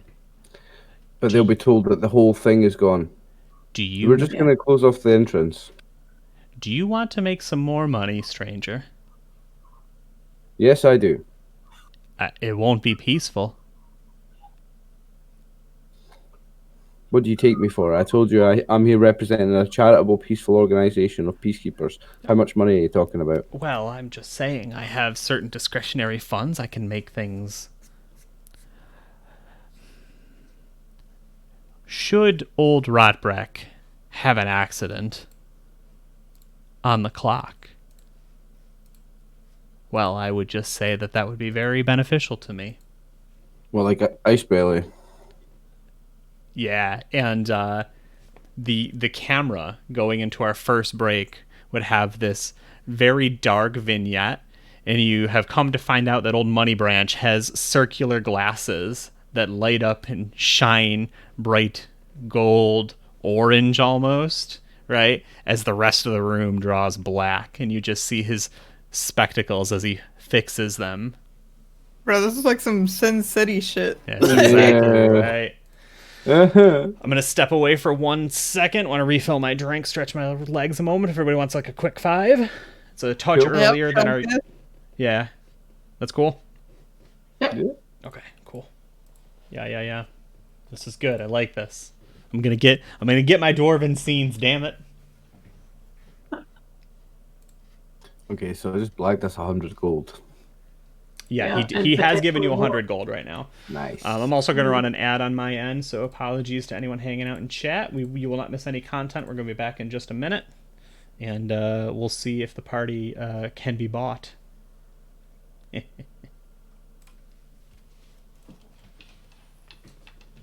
So we've got 100 gold, potentially more if we kill somebody or have somebody accidentally die. Oh, I don't know about that. I mean, I was just trying to get a quick buck out of this guy, just fast talk some bucks. I didn't come to kill anyone. Yeah, because now we have to, if we want the extra money. No, I'm Are not. you with us with this or no? She's not here. She doesn't. She's not part of Yeah. this conversation. I'm not true to character. Alicia wouldn't necessarily want to go murder anybody. It's not my top priority. Yeah. I mean, I made this $100 just by shit talking the guy, bullshitting him. That'll do for now. Because we don't know what we'll get ourselves, like it could ruin the whole deal. Yep. Everybody could, like, if we kill off that guy, then his friends could get upset and say, well, deal's off. Yep. I don't want to ruin it. Like I've pulled off a good one there. I want to stick with that. I think. Yeah, I agree. Okay, I'm going to take a quick break. No worries. I'm okay.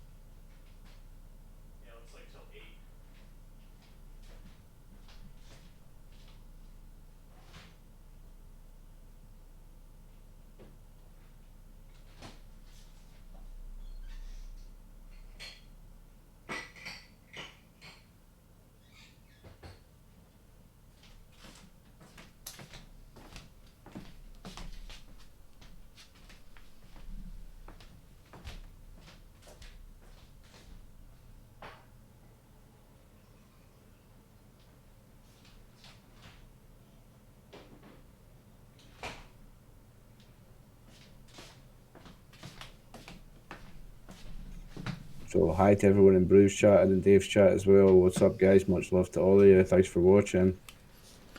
All right, how'd we do? Good. I'm the only one that didn't move. Oh, I don't know how you do it. I don't. I'll be away for a piss in 5 minutes. I'll be like, sorry guys, I need to go to the toilet. Well, that's fine. I mean, you know, not to make myself sound important. It's just if I walk away, you know what I mean?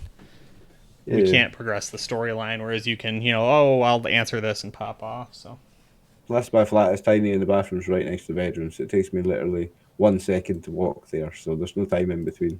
It's very quick. nice. And we had a conversation when you left anyway, so.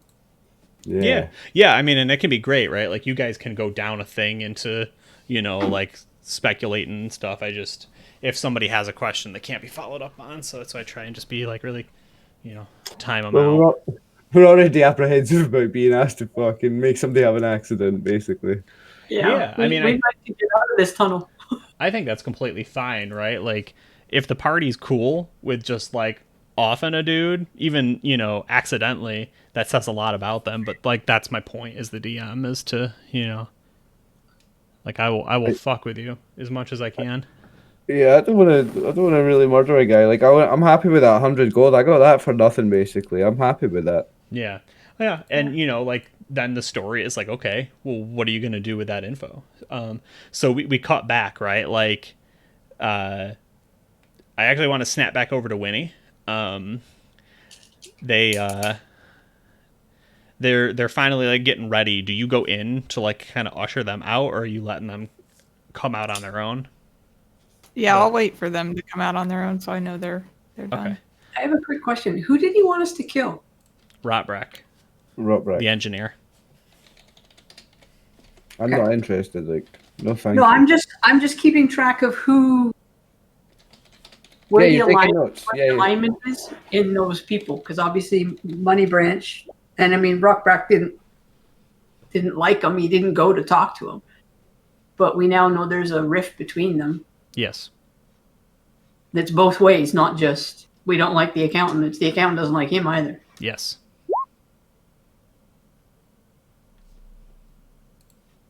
So close, yeah. So, yeah, I just needed to know if they were doing a thing or not. So the elves come out, and they do unfortunately, unhappily have bags over their heads, which is a little. It feels dangerous, right? But they did tell us that they were going to blindfold them so that they couldn't report back what they saw, kind of thing. Yeah, and to be clear, Alicia, you and Oliver are still down this way. Oh, we are? Yeah, you're going to be coming back in a second. We just need to end your scene with Money Branch to decide what you're going to do. I as a DM, I like to snap things back and forth a lot. Keep the action moving on all fronts. No, you're good. So Winnie, they're here, right? They're out. They're like, okay, and Rotbrack's like, yeah, the guys are bringing up the explosives right now. We're gonna send you up, and then we're gonna blow the tunnel, and well, tell them you fought a bunch of us. You don't know what happened, and we just blew the tubes to clear away and try and kill you, and it didn't work. Yeah. Okay, Winnie's gonna ask the elves and the dwarves. Is it all right if I go back in there and put some give Iljeck some of Freya's blessings? The dwarves do not care. The elves are, however, like, we have seen to that. It is fine. Oh, all right then. And then Can I peek they brandish his weapon, right? So this will go to his son. And can I peek in the room and just make sure that the body is like still there and looks dead and stuff? Yeah, I mean, the elves are not in a position to stop you, right? But you did get the sensation that they didn't want you to. Like, not even open the door to look in? I mean, they wouldn't want you to, no, but they have bags over their heads. So, you can do whatever you want. You go peek in. No, I'll wait for I'll wait for RX and then I'll ask him to. Okay. Yeah. So we snap back over then. Moving your dang little token. You get over here and you stay there. You are staring at Money Branch, who is giggling to himself. He's like, yes, no, that'll be good. Yes, yes. What say you? Do you want some money? I'm not sure about that, buddy. I'm trying to get a peaceful resolution here. This is the charitable donation is just about a peaceful resolution. I'm not here for money. I'm here for peace. I am not starting a war between elves and dwarves. I am simply, and he fixes his glasses, taking care of a few rounding errors that seem to keep causing a lot of trouble and complicating matters. You can take care of your own business when it comes to that kind of thing, my friend. I'll say nothing to nobody about you needing to take care of that kind of business, but leave me out of that. I will not press. I will not press. I simply saw you are a man of great means, inspired craftsmanship and leadership, and understood that you needed more money than I could toll out just for discretionary funds due to intimidation. You are correct, but duty calls, my friend, and I'm not the man for the job today. Understood. I appreciate your discretion. And he would hand you a what is, for all intents and purposes, a business card, and it would have his name on it. Right, I'll tuck this away for later. Okay, how about that? Says, yes, I have many needs, many plans, many irons, and many fires. You can call upon me anytime. I appreciate your discretion. Let's see about your organization. Perhaps I can help it grow. Where would we find you? Because I am not some simpleton like these fools stuck in a hole in the ground. I can come and go into the Selayan Isles as I wish. I hold great stature within the Long O organization, and I will see myself increase, both monetarily and height. And he snickers. And if we want to reach you, how would we contact you? My forwarding address is on the back of the card. Anything that is shipped post to the Long O can be forwarded to my address. Or inquire at one of our many... They're not a storefront per se, but a service station. I won't be immediate, obviously, but yeah, it'll get to me. Don't you worry. And he looks very smug. He says, I'm very important.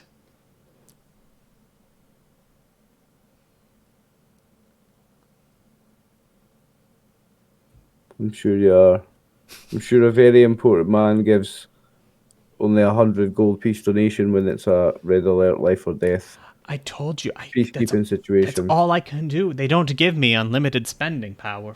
I just gave you 100 gold. That's months and months of work. You understand. So surely you must understand. I did things that no one else in this room could do today. Because I wished it. You also talk to people about doing some not so peaceful things and expect people to just be quiet about that. People who you've not given huge donations to. But I'm just talking. Never mind that. I didn't expect anything. You offered your silence, and I rewarded it in kind by saying I will assist you further down the road. You seem to be very confused with the situation here. I'm just trying to make sure I got a good deal out of you, but it's all right. I trust you. Good. Very good. Any nods?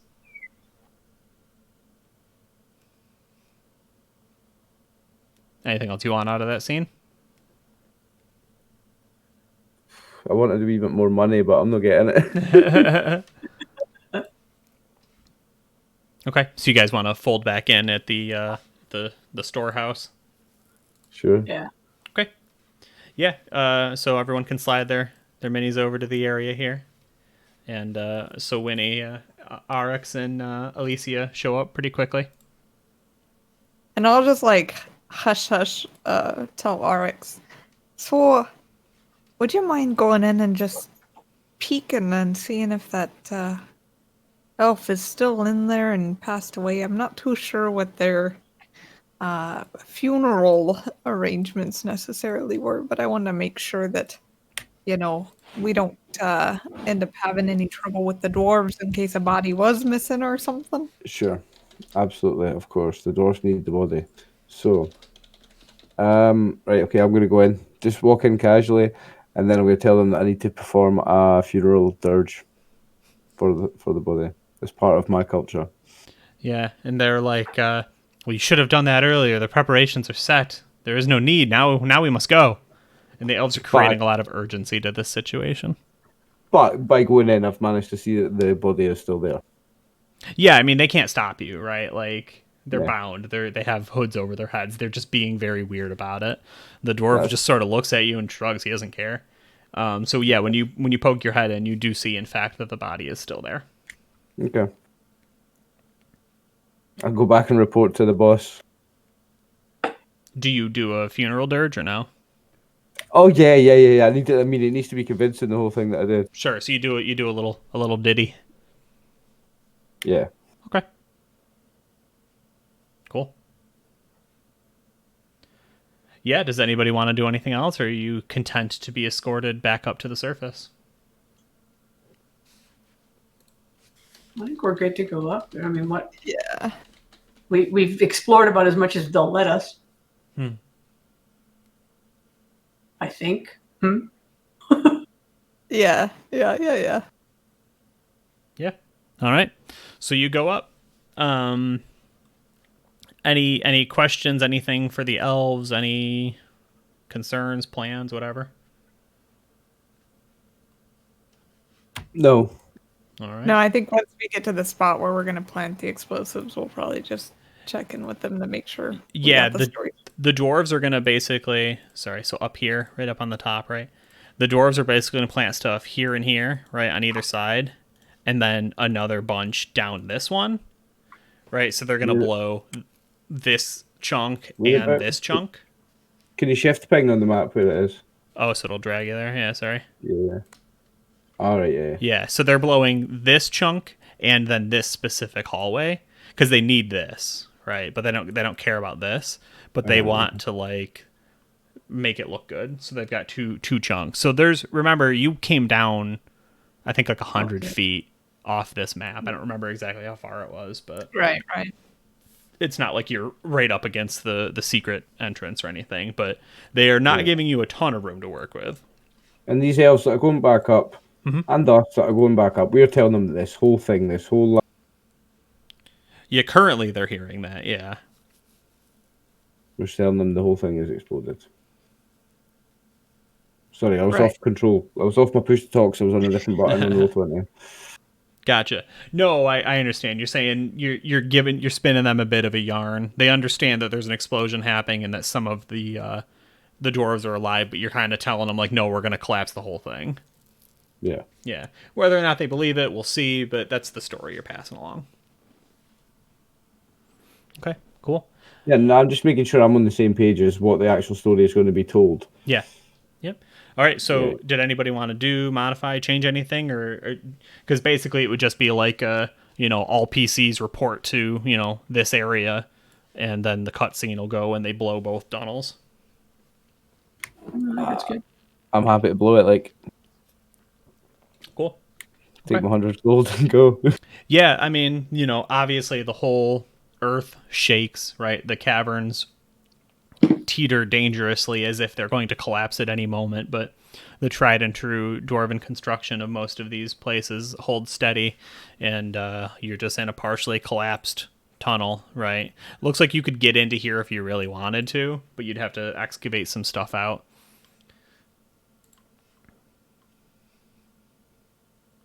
Yeah, I think I'm good with all that.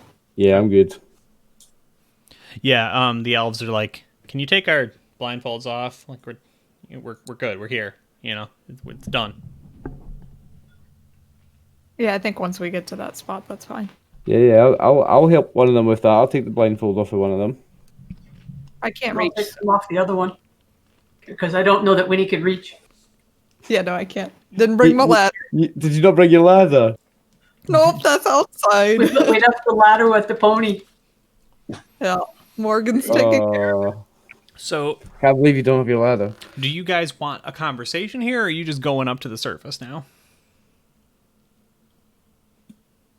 I mean, I'm ready to go up, unless anybody else wants to do something with it. No, I think I'm good to go. Nice. So as you kind of get up to the surface here, two things. One, there is a door, like a set of iron bars that has been, for all intents and purposes, welded into the hallway, right? Blocking your path forwards. You can't get upstairs now. They've sealed off the secret passageway. So that's what the guy said, that Primus already had plans to close this off. Yeah. Hold on, I gotta find the name too. Because the second thing is Primus is standing kind of like just beyond that gate, right? So like you might be able to hit him. You could definitely hit him with a spell. You might be able to hit him with, like a reach weapon, but you wouldn't be able to like fish a sword through and stab him if you wanted to. As he goes, "Oh, hey, look at you all. Question for you.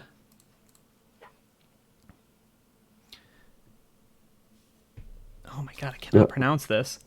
This is Fibzen.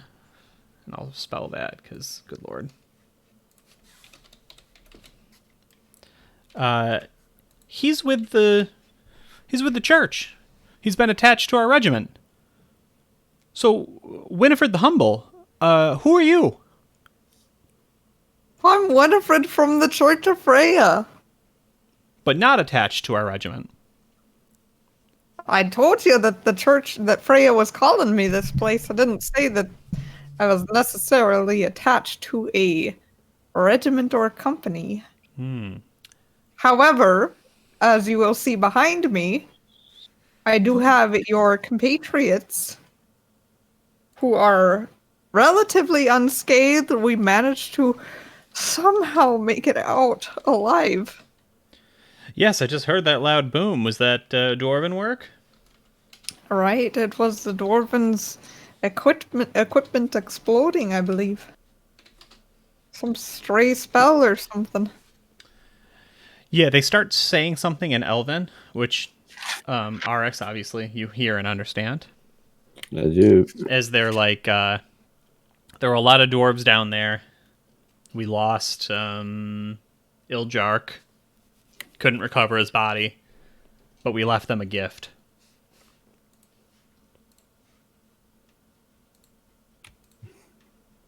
Okay.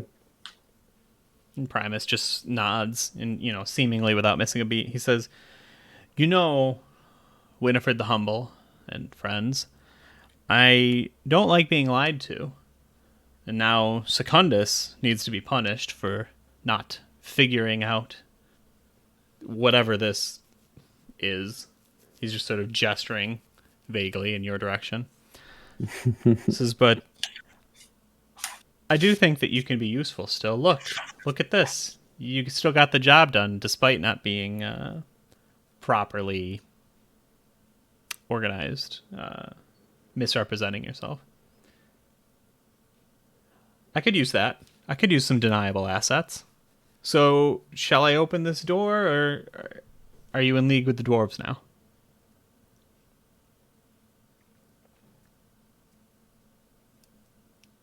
If Winnie doesn't reply, I'll say to him, look, you sent her down here for violence. She's managed to come out with a peaceful resolution. True. Not really fond of the way she arrived. But as I said, I can get creative with... But don't the ends justify the means? Oh. That is not a question we are prepared to answer here. Says Prince Saleo certainly thinks so. As do I. Though the Elven Supreme must not. No?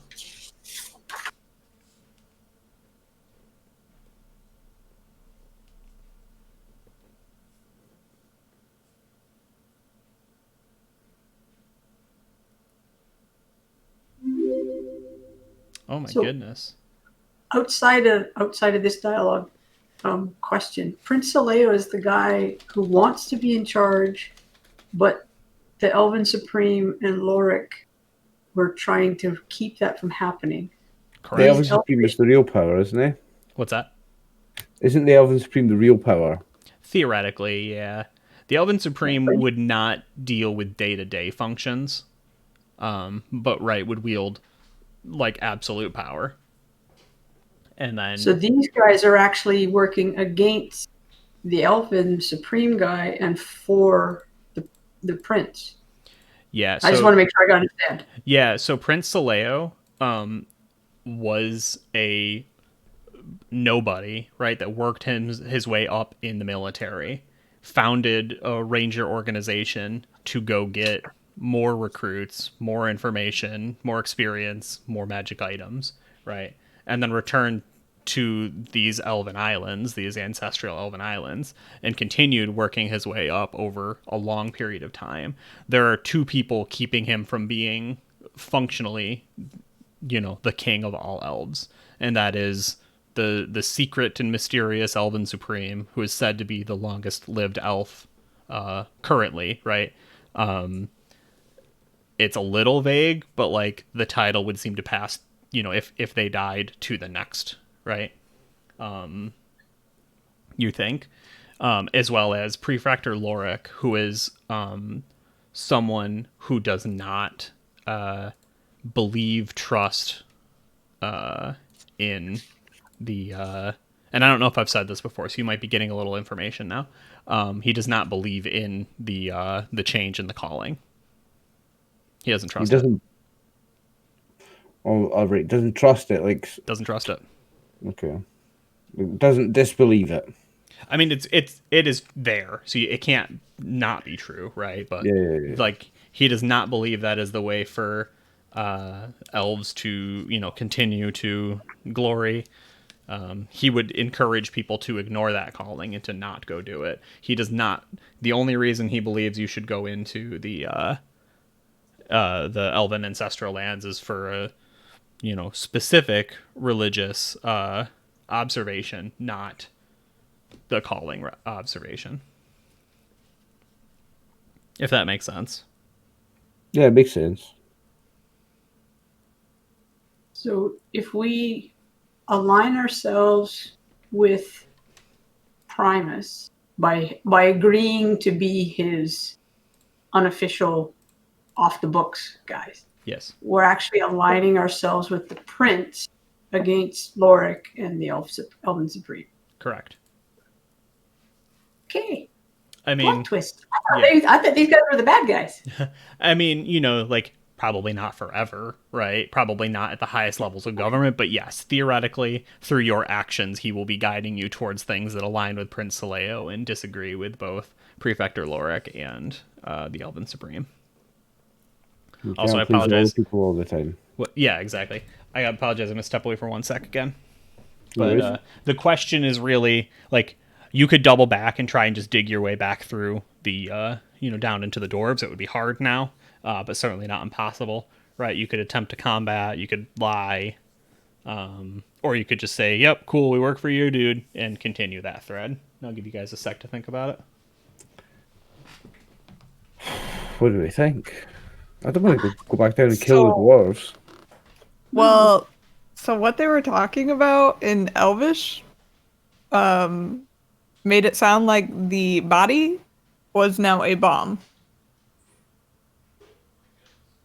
Is that what it? Because How'd they you had figure said that that. Because they had said like we left them something. A present. Right, Oh, right. a present. Which is nefarious and suggests that it's going to do harm to them. Yeah, or like it's got a disease or something. Yeah. Could be a plague Yeah. or an epidemic, pandemic. But I mean, is this just your suspicion, or do you have this information from someone? Well, that's just what they were saying to you, so I Winnie remember. wouldn't know it. But the problem is, if that does turn out to be something like that, you were also in there, I was in there as well. Yeah, I went in. so they might not know If it's a plague, I might be infected. If it's Well, a bomb, and it's also, just a bomb. right, and also whoever might survive from whatever it is might trace it back to us and then come after us. Then Dave's sneaky enough; he could do that. Oh, this is very true. Like we could always later on send a money or a message to what was his money branch. Money branch, yeah, he could easily be contacted. Like, but this is the thing, yeah. I never thought of that at all. Like, you've picked it up. They were talking to me, and they've said, "Oh, we're leaving him a present," and you've picked it up, and I didn't. Like, or they weren't even. They were talking in Elvish. I didn't even. You didn't even pick it up. So when I've translated it to you, backpedaling or whatever you call it, retroactively, when I've translated it to you from the Elvish and told you what they said, you've told me that it's a bomb. Because I didn't click on. Yeah, or something something, nefarious. yeah. Something that's going to harm the dwarves. Oh, they didn't like put a plague on it, and now I've caught it because I just wandered in. Oh, by the way, I need to sing a wee funeral dirge. And if you've got it, we've got it. Because you just walked with us. Yeah, I just marched in, like. But I don't know that going back now would really do anything to benefit us, you know? No. Because if it's a bomb, they could detonate it when we're there. If it's a plague, we're all dead anyway. And we're carriers. Mm-hmm. What did you do to us, Dave? I made Yeah. you paranoid. We're suspicious We sure about the have. present that they've left with the elf, with the dead body. I think that's a very smart thing to be suspicious of. That And was we're very thankful that Winnie is a suspicious person. Yeah, that was what my rolling d20 target number 3 or lower was. The dwarves were very unlikely to find it. Winnie was slightly more likely, but she did not go in.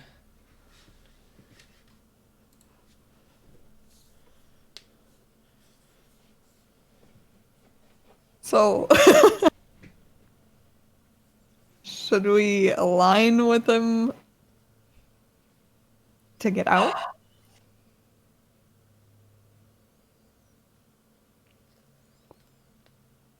I don't know that we're in any condition to really fight right now. I mean, I got my temporary hit points, but like, don't know how strong these peeps are, and I've got 0 spells. I definitely don't want to fight these guys. Like.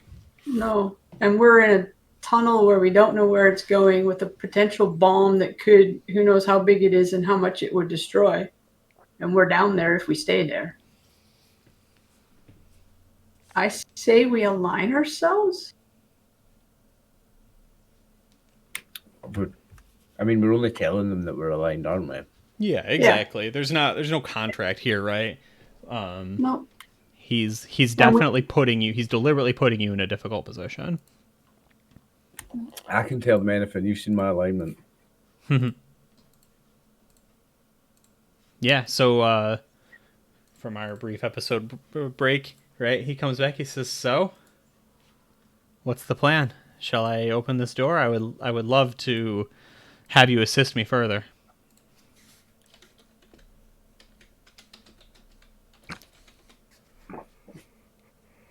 I say we do it. Open the door. Open her up. Winnie? I mean, we're in a pretty precarious situation, but you're offering us something very tempting. No, this We is need to wonderful. something. Very good. Please. Be nice to our guests. Just talking to somebody off screen, and somebody shows up and unlocks the door. Says, now to be clear, I am locking this door behind me and keeping the key, and I am demolishing this building. We cannot have anyone sneaking in to the Slayan Isles, least of all dwarves. Understood. We understand that, and of course it prevents any more incidents. Indeed. Says, currently I have nothing for you, but what do you need from me? How can I be most helpful? What will make you feel good about this alliance today? Monetary compensation. Monetary compensation. I understand. Says, I can give you each a week's wage in advance for your help here today, your understanding of the situation, and your ability to provide services rendered at some point in the future. Would that be amenable? I'll look at Winnie like, and I'll whisper like, "Is that too much, or is that okay?" That sounds like a fair deal. I would just ask that you split my wages among RX and Alicia. Does that make you the first spear then? I don't know what that means, but I'll look at Winnie and I'll like take a step, like half a step behind her. So like, you know, if we're in like a triangle formation now, Yeah. so I'm like one step behind her to make it look like she is, like psychologically she's in front of me. She's Sure. the leader. Yeah. Yeah, he nods. This is good. Not every group has a first spear, but as the first spear, you would be the leader, the first into the fray, the one that I would speak to make sure the others were informed. Is that you, Winifred the Humble? oh, They seem to be nodding. I don't think that I'd refer to myself that way, but anything you share with me, I'll share with my companions. The first spear receives a bit more pay as well. Well, yeah, it's getting divided among my companions anyway, so... Indeed, as you said, 10 gold a week for your 2 soldiers, 15 for yourself. The additional 5 comes from being the first spear. I will leave you, and he puts out a single coin. He puts it in, he's holding it in the palm of his hand towards you when he says, "I will not presume to know who should hold the unsplit coin. I can split it for you if you prefer."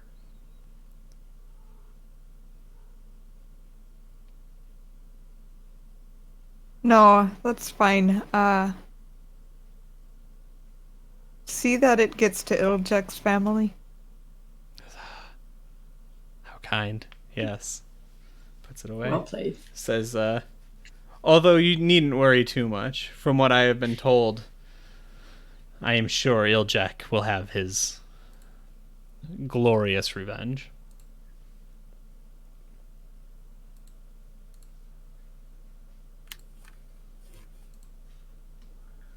Wait a I minute. hear the music. Dun dun dun dun. Wait a minute. Wait a minute. Well, he knows something now about this body.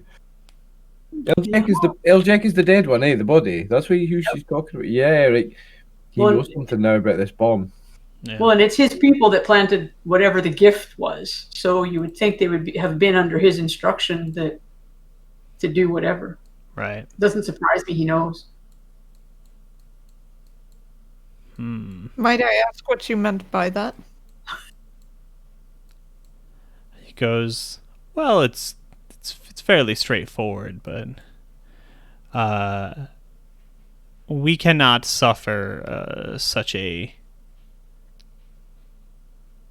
insult as a dead elf on the Selayan Islands by hands of our enemies. If that makes sense. What have you done? Oh my god, I cannot. Sorry, I'm fighting with the overlay too.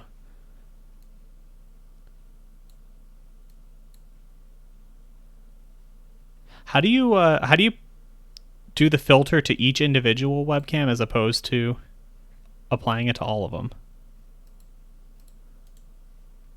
in Streamlabs? And I'm doing filters, it's just applying to each of them, but Goophin doesn't need one. And some of my trees disappear. Yeah, it's like Yeah, destroying your shirt on my screen right now. I think that it's it a would blue depend shirt. upon you making like a separate source for Goof. Okay. All right, I'm just Yeah, gonna I have to did 4 different window captures, so I just applied the filter to 2 of them. Gotcha. I'm just gonna have to fight with it next time then. Sorry, Goofin, your shirt looks a little wild right now. That's okay. Next time I'll remember. Don't wear anything that's blue or green. Hey, I kind of like it. It looks like velvet. It does kind of look like velvet. You're not wrong. Yeah. So you asked specifically, what does that mean, right?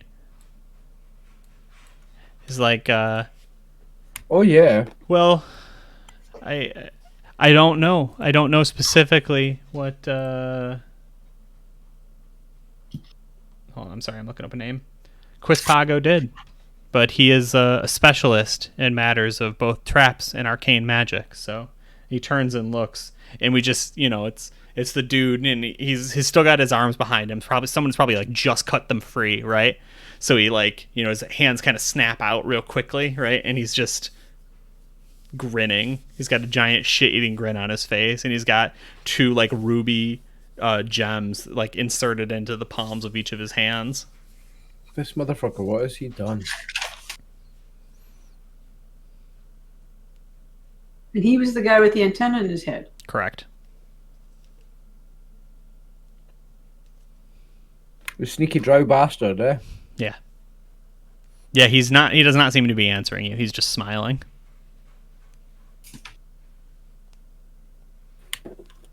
I want to run up to him, scream in his face, "What have you done?" Yeah. You run up to him and yell at him? Yeah, man. I'm very angry. Yeah, he sort of starts, he kind of jumps back. He's like, "Well, why do you care? They killed him. They would have killed us if you hadn't stumbled in there and managed to bargain for our lives at the cost of letting them all live." Uh-oh. And the whole room just sort of looks.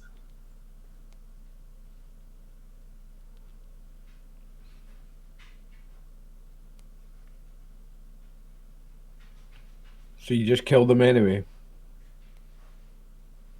And he's like, no, it won't kill all of them. It'll probably kill somebody, whoever's foolish enough to desecrate his body. If they leave it alone, they might get out of it. I don't care.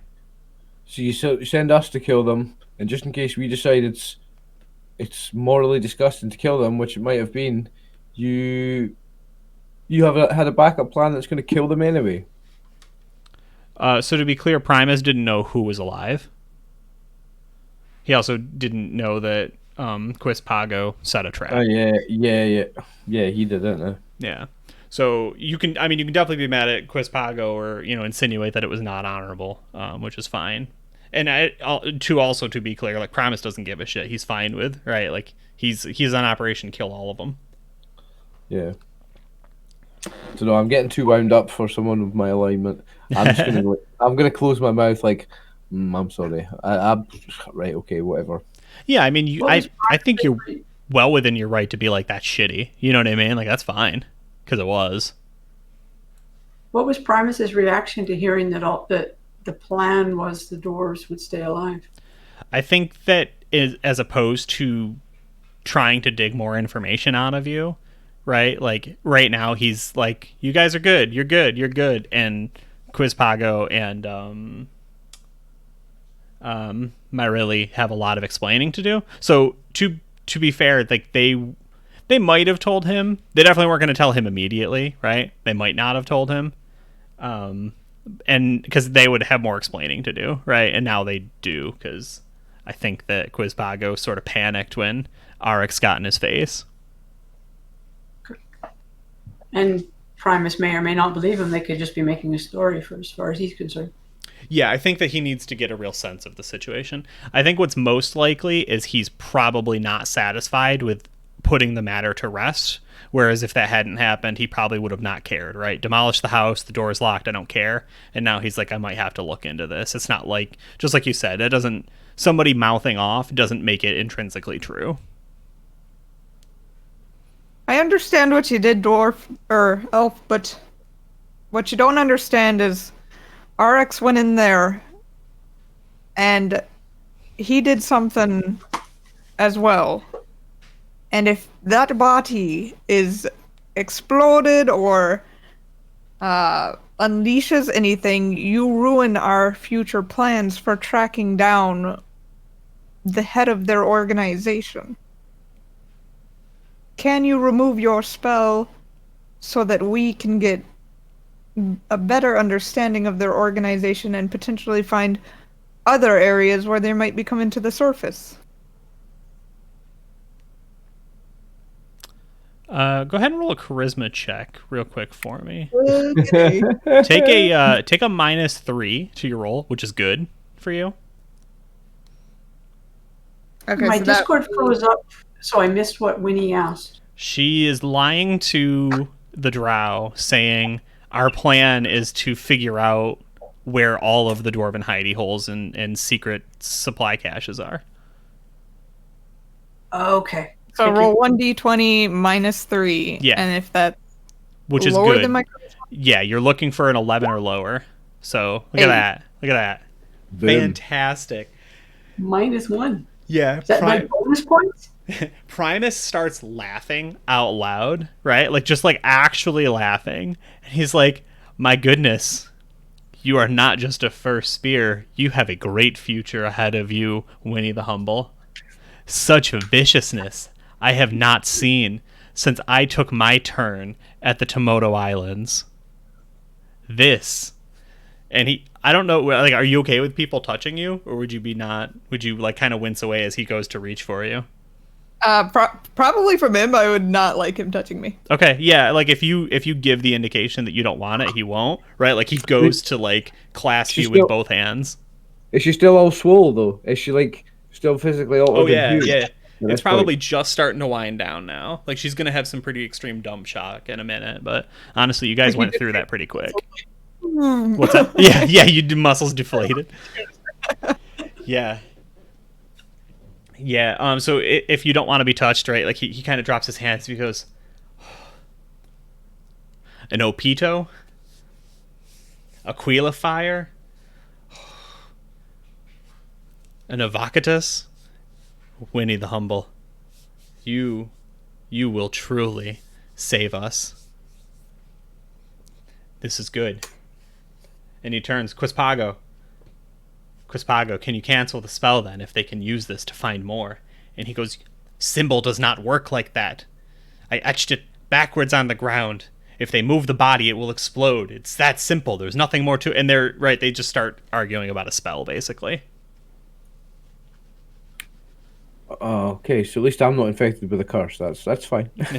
Yeah, I like don't have the plague. yeah. Before Winnie, turned the whole situation sideways, Quizpago was just going to ask you if you touched the body. Like you didn't explode, right? But he didn't know that, right? Like he didn't hear an explosion, but theoretically he didn't know what you did with the body. So, but yeah, you would probably feel pretty safe. Like the implication is that disturbing the body and seeing the symbol is what does the thing to you. So Yeah. you guys seem to be safe. But yeah, Primus has gone from thinking your group as a bit of a deniable asset, right, and maybe some troublemakers he can throw at a problem he doesn't care about, to you just moved up the list as far as being like his lead contractors right now. So you'll have to deal with that later. But right now he very much likes you. That's good. Maybe. Primus' moment- crowd are the ones that Maverick couldn't smell. There's something off with them. Yeah, but at the moment we don't have any contacts on either side of anything, so we need to get what we can get. Yeah, let's get out of here. Yeah, Right. are you content with that, Winnie? Yeah, if you'll excuse us, Primus, I think we've had quite a day, and we need to get back. Yeah, he turns. He says, please, I would love to sit and have further conversations with you. Can I send for you for dinner in a day or two? I don't see the harm in that, but don't doubt us again. Yeah, and I feel like I mentioned it. If I didn't, I'll say it again now. They wear like half plate cloaks, right? Pauldrons and masks, right? Like the full like helmet is more of like a face mask. Oh, cool. And you can't see it because he's got the mask, right? But we would get the sense that he is smiling proudly. I'll walk away. Cool. Yeah. Where does the camera return upon the group? Are you back at your bar, your tavern, your room, or are you just on the street somewhere? Well, we need to spend some time documenting this, writing this out. I've got great poems to write about the adventures of Winifred the Humble. And we need to feed the security. The dog and the barbarian need fed. It's an operation. We need things to do for it to run. So yeah, we need food and alcohol, and I also have a question of what time of day it is. At some point today, yesterday, the day before, whatever it was, we were supposed to meet AI Twin at 4 o'clock after his work. Have we missed that meeting? I'm assuming it's a 4 o'clock every day, so we can say, sorry, we missed yesterday. Do we want to go visit AI Twin? Yeah, you missed him one day. You were late to your dinner with Yak. And then, so now it's the next day. And But it's early evening the next day. so we've missed him again. Yeah. Or potentially he could still be there. Yeah, he would probably be he'd probably be at wherever place you were going to meet him, probably getting food at this point. Let's go see if he's there anyway. On the way there, just talking to Arix and Alicia, I wish we had some way to contact those dwarves. Did you happen to find another tunnel that might lead to the surface while you guys were exploring? Well, I do have a way to contact them, so I'll whip out this business card with the accountant's details on it and see what that says. Yeah, so basically, there would be some sort of postal service that existed, and you would address it to, like the Long O, right, as a business, but then he would have like a suite number, a room number, right, like a specific sub address. So it's not a real contact, it's a business contact. Yeah. He also mentioned these service stations that they have. Yeah. Could that potentially be that place, that store we went to that sent us to the safe house? So not in that case. That was actually a front that was using the safe house illegally without the dwarves knowing. Okay. It would basically be like a customer service terminal. If you wanted to ship something or buy passageway on the Long O, you could just say, hey, I'm looking for, right, and they would be able to do it. It would be a bit like going to a UPS store to get in touch, with your UPS rep, but it would work, right? Like they would be able to tap into the network and get you there. So this Money Branch fellow, is he the only contact that we have for down there? You didn't find any tunnels or anything else? Yeah, so you would Not all that we know. explored. Oh, sorry. Well, not that we explored, because Winnie wasn't with us when we explored. We just found Money Branch and then had to come back. There were other offshoots, but we weren't able to explore them. Perhaps we can give him a message then that there's a trap on that body. I don't know how he would use that information, but hopefully it hasn't been detonated yet. It's not going to get to him in time, though. It's like a postal service. We're just going to go all the way around the Long O to get to him. But we don't know how long it'll take for them to go and try and dispose of the body. It's worth a try. Unless there's a risk of it being... We'd have to make it a very carefully worded message so that anyone potentially reading the mail wouldn't be able to decipher what it is we're trying to tell him. Yeah, just for my own edification, two things. One, the crane lifted things up and put them down into the Long O. So theoretically, if you could get onto the Long O and find where you were, right, you could come up it. If you guys remember that, everyone saw the crane because that was where the general labors were. Yeah. Two, you would know at least by reputation, if not personal firsthand experience. There is a spell called Sending that will let you send a message to a person. You would need to find a wizard that could do that.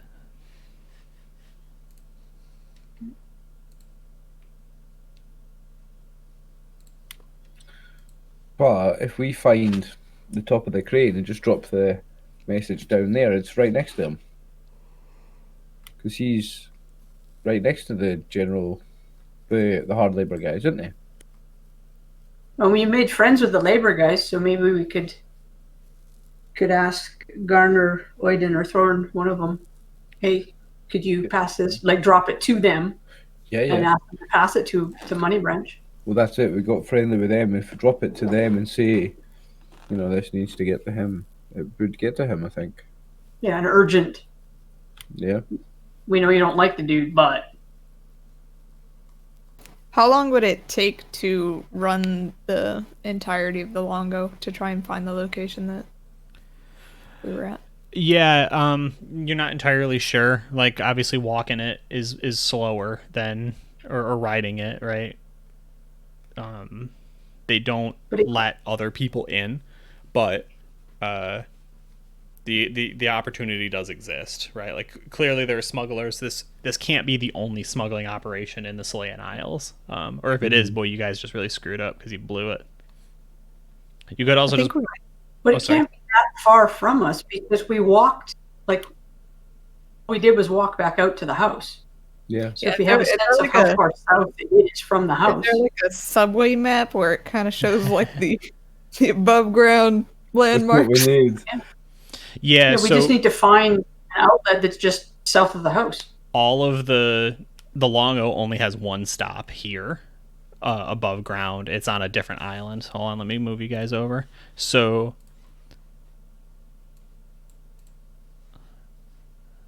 hold on. Yeah, So our walk went from one island to another island. yeah, you took a ferry. So that's the specific island that the Longo comes in on, and you guys are over here. So it's a cave network that must come from this island. Gotcha. But what I'm saying is the house, Mhm. like where the crane is. Let me understand. The crane goes to the surface, correct? No, it goes down into the Longo. Goes down into the Longo. Yeah. So think of Okay. let's No, say never mind. no, you're good. You have like a subterranean level, and then you have like a basement to that. Where That's the official Longo, right? Yeah. And theoretically, everyone riding it comes in this way, drops off goods and services, and then leaves. What you discovered was that, like any operation, things break down, things need repairs, whatever else. At some point, the Longo also had like a dip here, right? Not for personnel. Not supposed to have personnel coming onto the islands, although there was a secret passageway to it, right? And then Well, you there can had to be because those guys weren't upset when we said we were going to blow the door. They weren't coming in through the safe house. right, but maybe there's one over here, right? Maybe there's another offshoot, and I'm doing a bad job with it, but right, the idea that there's probably others somewhere. So like you could get into the Longo here, although you're only allowed to ride it, but you could maybe find another safe house right here and then go up, right, or here and then take the tunnels through. If you go in through here, you might be able to find the walk path and then right, that kind of thing. Gotcha. It might be faster to find the wizard who can send the message. Yep, I agree. Yeah. Okay. What level spell is sending? I don't actually know in second edition. I gotta look. I can't imagine it's very high because it's only like 30 words. It's not very high. Yeah, I've been using it in my game, but I don't remember what level it was. Yeah, I feel like it's got to be one or two. Like I just can't think it's It's not one. it's not one. Not two Hang on. either.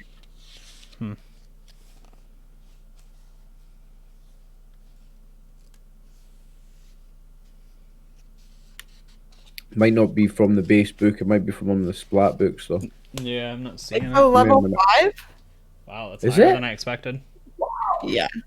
Well, that's not going to happen soon, unless we find a high-level wizard. Yeah. Right. Hang on. I want to look at that as well. Magic. Wizard spells. You did a good job, Winnie, of keeping the boat close to the wharf there for a minute. I thought you were going in. Oh yeah, no, I'm grasping for like rope right now.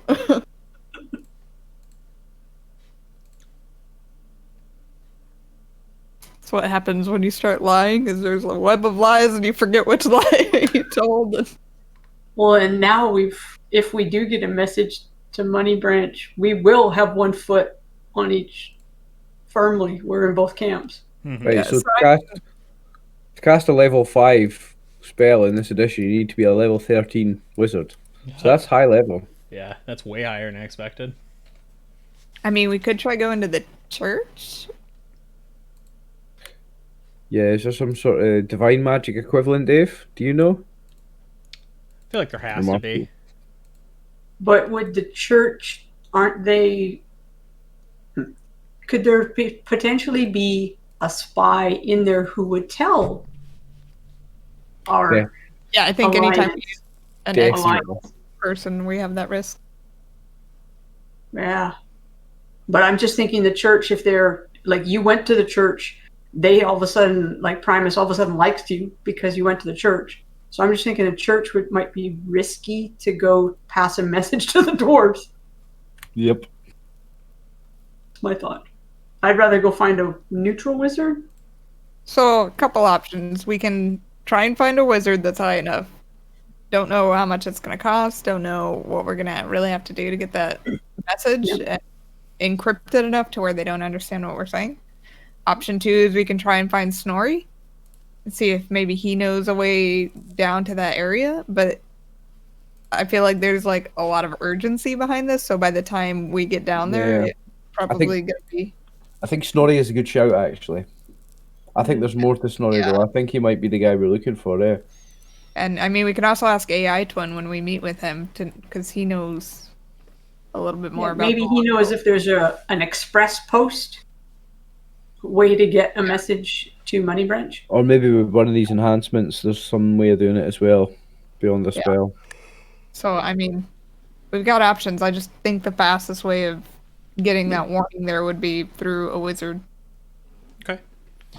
Do you want to go to Yak to try and like she seems to be the best local information, or do you want to go to iTwin to try and play up the Dwarven Longo connection?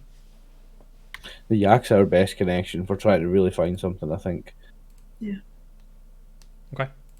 Yeah, so you go back to she's the bar, not the Three Bottle Club. That was the place she took you at the Hexer bar. The Harpy. Harpy. Yeah, the Harpy. So you get out to the Harpy, you know, and she sort of, you know, looks you up and down when you all come into the room. And, like, honestly, you look better now than before, right? No one's taken any more damage. Thankfully. Yeah, so I think it's just, and you know, like, as you're walking, Winnie, hate to double down and make you feel worse, but you're dragging. You're coming off that Freya juice, that Freya fighting milk. Oh man. Which is less like you know, not hangover, not withdrawal or anything, but really just like feeling the full effects of how shitty you do feel. You know what I mean? You were I'm on, just like did every couple of steps. yeah, you were on painkillers for a long time for an illness that hasn't been solved, basically, and now you're like, ah, crap. It was nice to forget for an hour or two. You tell you haven't taken recreational drugs, David. It's called a come down. Oh, it's called Calm Down. Excuse me. Look at that. Sorry if I could be that guy, guys. Oh, that's fine. I like to have good source material. Shit. And yeah, she'll kind of look at you. I mean, is there anything you want to hold back as far as your conversation, or are you keep pretty much giving her everything? I think maybe holding back who our contact is and stuff. Yeah. As in Primus? Both Yeah. Both Primus and Money Branch. Okay. So you're just We're telling trying her... Oh, sorry. Yeah. We're trying to get a message, and we're wondering if there's a wizard who can do send. Yeah, I think that's pretty likely. Let's see what her relation is to this individual. I mean, this is an elven civilization. There's going to be a lot of mages, right? Yeah, she can definitely recommend you to someone. It's just, you know, is she on good terms with them? And can she loan us enough money? I only got 100. Jeez. Look at that. So yeah, she's got somebody that can help you out. She says, yeah, interestingly enough, I had to hire someone to fireproof the bar. It's just how it works around here. You can't have a building if you know, especially with rowdy humans and, you know, drunk halflings, etc., without having some sort of insurance. And a one-time payment to, basically magically fireproof this place was way cheaper than paying insurance all the time. So that was my out.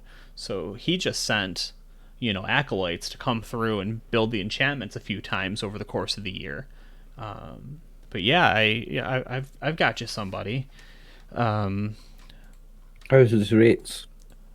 Pretty high for a ascending spell. It's a simple spell. He'll do it, so that's good. You don't have to quest for weird, reagents and unguents and such, but you'll still have to pay pretty much full price. And And what is can full you- price? I'm trying to look that up right now, actually. Unless the second edition has specific spell costs, I'm just going to steal from 3.5 because I know they exist. Do you have any knowledge of that, Oliver? I do. What's it? 100, 200, 400, 1600, 2500, like that. Yeah, it's similar. It definitely compounds a little more. It's not like 100, 200, 300, 400. It has to go higher. Like, Right, yeah, logarithmic. Yeah, I was in the neighborhood of 2000, and yours would be what, 2500?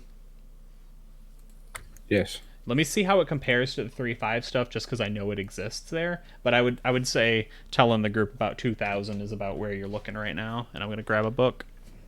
Oh, well. Maybe we should have murdered the guy. Should have been a wizard.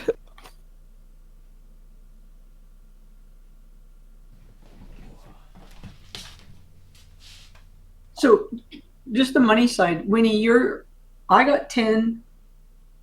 Eric got 10. You gave the 5 extra to 4. his family. So we So- still got your 10? So yeah, well, so you have 10, Oliver has 10, and then my 15 was split between you two, but the extra 1 gold went to Iljek, so you So guys we- got 7 extra apiece. Okay, so I now have an extra 17 gold in my. Oh, let me add that to my sheet. So we're looking at like another 1,900. So okay, I have 19 Yeah, we're a gold. long way off. Yeah, I have 19 gold. That's not gonna help a bunch, but at least I got 19 gold. Crap.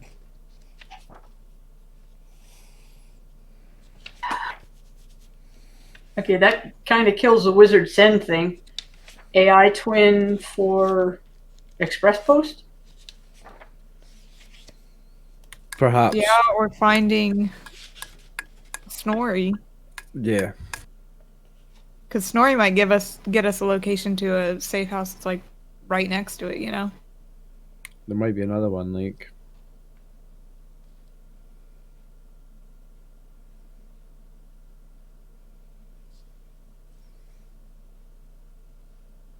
Yeah, Yeah, 'cause- what do you want to chase down? Pardon? What direction do you want to go next? So, I think we're going to the I-Twin next. okay. Yeah, no, I was just Yak. Is there anyone who can do a send spell that you know of that isn't quite so expensive?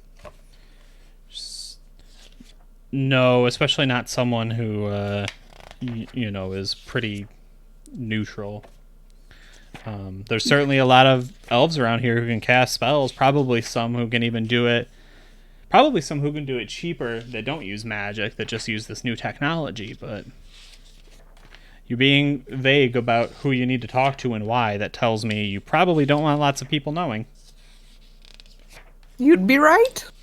Yeah, we appreciate yeah, your yep. discretion. I can't even find the chart, Parker. Oh, there we go.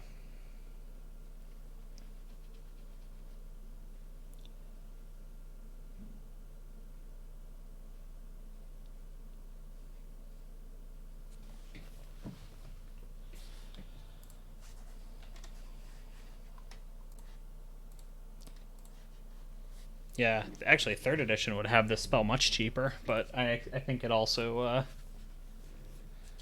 probably has sending at a lower level too. How much is it in third edition? If I'm doing the math right, it would be 650.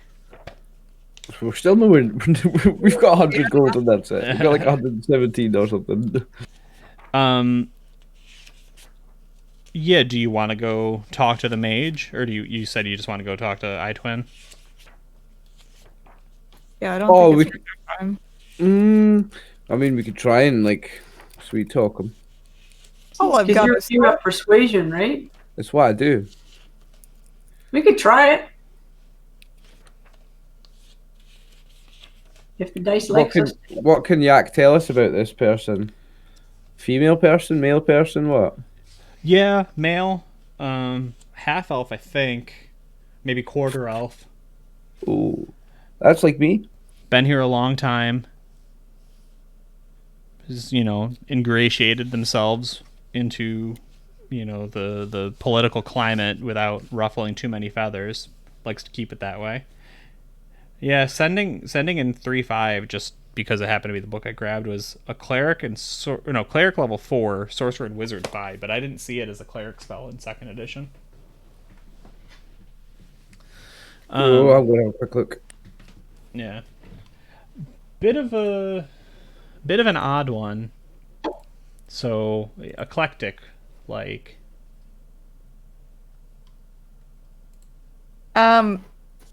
So, JK. Because clerics have a spell called Messenger at level 2. But I didn't think that was...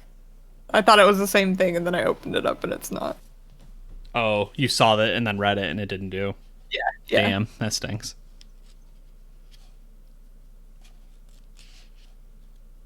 Because basically you would just you could summon a bird or something, tell it to go to a specific place, and like tie a note to it. But we'd need to know where to send it, to send the bird to it. Yep. Only get yourself a mole and sneak back into the house.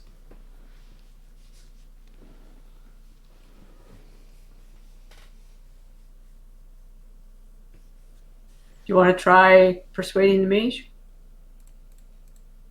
Yeah, I do. I'm just having a quick look at the book, but I don't think I see anything. No, I don't. Yeah, I'll have a word. I'll see if I can speak to him. What was his name? I gotta make it up. Did not prep for a Sweet. weird mage to do a sending spell. Let's try him anyway. We have to keep you on your toes, Dave. You're doing a great job of it, in fact. I know what he wants. I prepped that, which is fun. Because I just... no prep is wasted. So something that would have been a job that someone came to you for, just because I knew the group needed money, so I wrote up a bunch of jobs that you could do, right, just to like make some money and shit. And, You just have to... Oh, sorry. Just recycle. You just recycle stuff if it gets missed. Exactly, right? Like and now instead of needing money, you need someone, right? Like we need to do a favor so we can do a thing. Cool, I already got the favor. I know what it is. So just gotta assign it to the guy. It works perfectly. It was weird as shit, so it makes even more sense being a mage. So we could, instead of paying for it, we could barter for it or do work for him in exchange for it. Exactly. Really So I'm pay figuring out his title, but his specific name is Okias. All right, but he's going to be an Okias the something. I just don't know what yet. Ooh, okay. Because as we decided, he needed to be 13th level. Yep. So he's certainly something. Okias the Generous? Probably not, but I'm gonna go find a random generator, and who knows? I've been wrong before. Could happen I today. mean, if that does randomly generate, we should definitely get a discount. We are a charitable organisation after all, remember.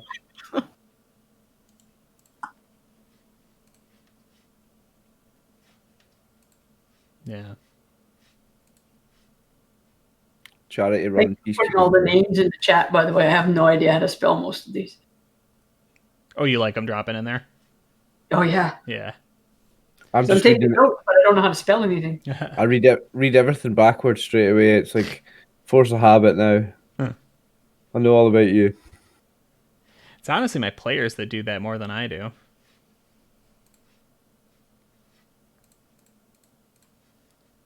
So he has Okias the Ash Mage. Ooh.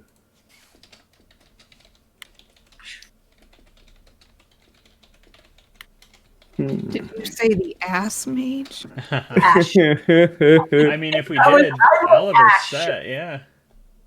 Man, I could work with that. You want ass? Ash Mage, maybe like smoking. I don't know.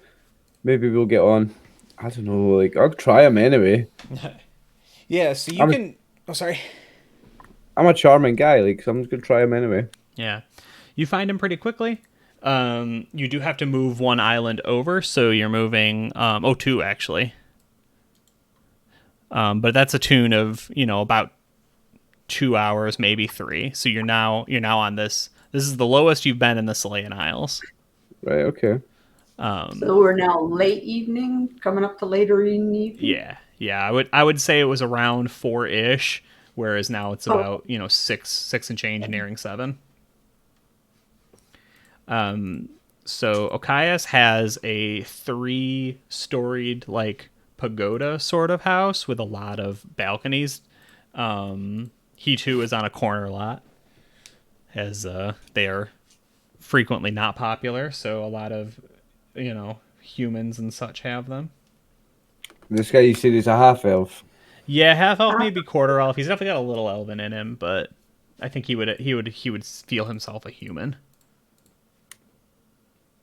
Cool. And he's probably got some ridiculous sort of like Okias's goods and wares, right? So you can like come in and buy like the tinder twig shit and the tinctures and other such weird stuff. Yep. So, how am I going to go about trying to persuade this guy to cast a spell for us that costs a fortune for 100 gold? Yeah, 100 gold and we'll do the work for him. Yeah, and there's somebody at the counter, right? Just some pleasant faced individual. Well, it's okay. So we're looking for a good in exchange for a service, I guess. And Otherhead, it's okay. Heard that one before. What are you looking to do? Whatever needs done within reason. Okay. What spell? You got somebody cursed? Somebody hurt? Somebody lost? We are looking to send a message magically. I believe the spell would be called sending. Yep, you're right on that. So we're looking for you to send a message to someone for us. Okay. And I'm smiling, turning on the charm. We're looking to pay you by services because we know that's going to cost a lot of gold. We don't have that kind of gold, but we can offer services. But we're looking to pay you after because this is something that is an emergency. It's a matter of life or death, and it's a matter of innocent lives need saved.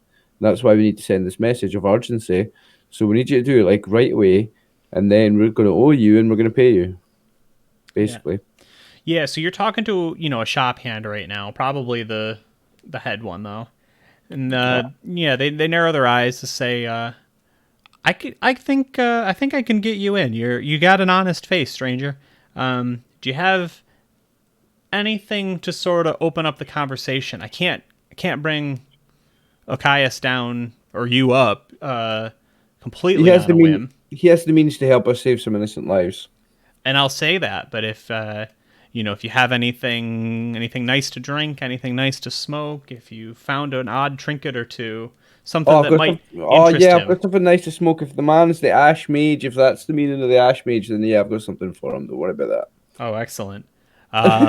Yeah, give me a little something. I'll bring it up to him. I'll tell him you want to speak about some matters of urgency and safety of innocent lives. So I'll give him a little something out of my little pouch. Yeah. Where's it from? What's it like? Does it got a name? Yeah, I make up some name. That's what I do. I make it up. Okay, so it's just normal ass shit, but yeah, it's just Reggie, right? But I'll make up some like bullshit, like exotic name. Yeah. I came straight from wherever the fuck. Yeah. Okay. Yeah, yeah. It's your fantasy world. You make up the fantasy name for the place. I want you to make the fantasy up. That's your All thing, right, man. it's called. But it's not if it's not really fancy. I don't care. Well, no, you can name it after like a magic spell. It's called Acid Arrow. There you go. It's called Acid Arrow. Yeah, really, it's just food coloring we put on it to make it bright green. But Yeah, Acid Arrow. Yeah, tell them it's some Acid Arrow. Okay. Good stuff. Yeah. So about 10 minutes later, says, Okias didn't seem particularly impressed with your product, but he's willing to come talk to you if you wanna come back. Nice. Yeah. Okay. We want to go back and talk to this guy. Okay. Now, you've been in bars and all kinds of weird houses your whole life, right? So I imagine it's got to get pretty fucking weird to make you even think twice, yeah? Yeah. Oh yeah. I've seen the insides of some rough places. Like. Because you go in there and like you're immediately struck with like it's less that there are rooms that are themed, and more like this is someone who's quickly running out of house space because he surrounds himself with the things he wants and needs in the moment and then moves on to them and either isn't willing to or has elected to not hire anyone to clean up after him, right? So you're walking through stages of his life where he was, obsessed with this sort of thing, and then he was doing research, and then he was making little, toy soldiers, and right. So there's loads of hoarded stuff, loads of stuff. Yeah, there's a room that's nothing but like bird cages and shit, right? And like the birds are still alive, but you can tell like no one lives in this room. You know what I mean? Like they keep the lights on, but nobody's at home in a lot of these rooms. Yeah. So Is there a soap room that we want? I'll roll for it. You want to roll for it? What do I roll? Roll D6 if you and I match. Soap making is a popular hobby. Oh, okay. Damn, not this time. So he hasn't got to his soap phase yet, but maybe by the time you're done with him. And then specifically to both, Winnie and Alicia, is this like really weird and crazy to you? Do you not care at all? Right? Like, there's some weird shit. This dude gets up to some strange hobbies. Have you been in a place like this before? Have you met a powerful wizard before?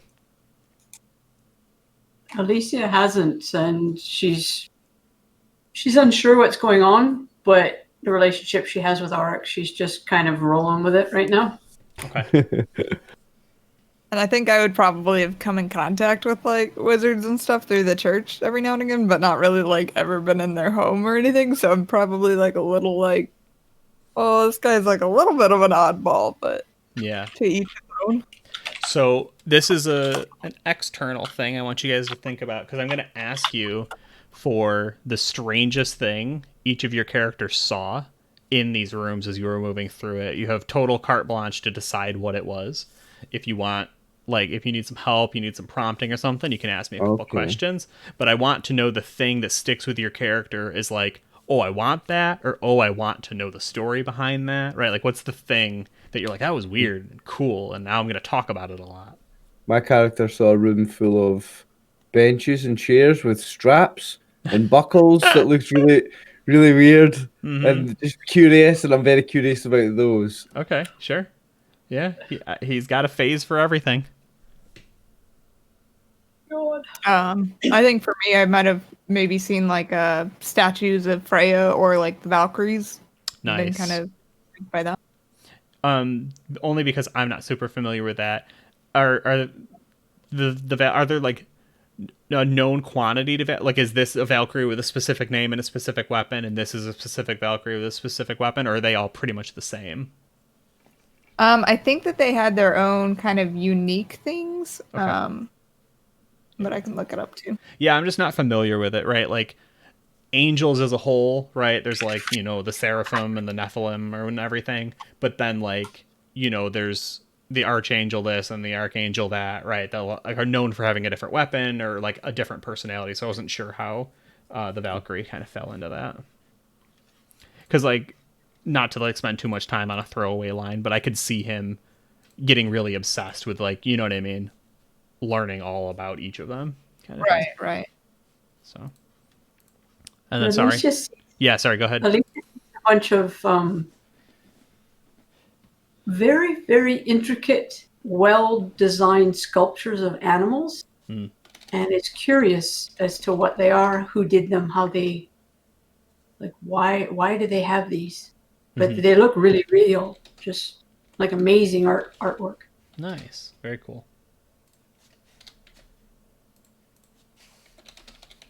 Yeah, and when you get to, so you're up on his third story now, right? You came in at the ground floor. And when you get up there, you are immediately assaulted with like the acrid smell of like high potency cleaners and like like the burning sensation in your nostrils. He is working with some powerful chemicals. And you think even either acids or poisons. Like this is a room you would not want to willingly stay in, and I imagine Maverick may even be unable to do so unless Alicia like specifically commands him, like, I need you here, right? Because like the sense is even stronger for him. I'm okay with him backing up to wherever he needs to be, but he really does want to stay. But to where he needs to be. So maybe I'll park him in the hallway. Yeah, it definitely is even more tolerable just there.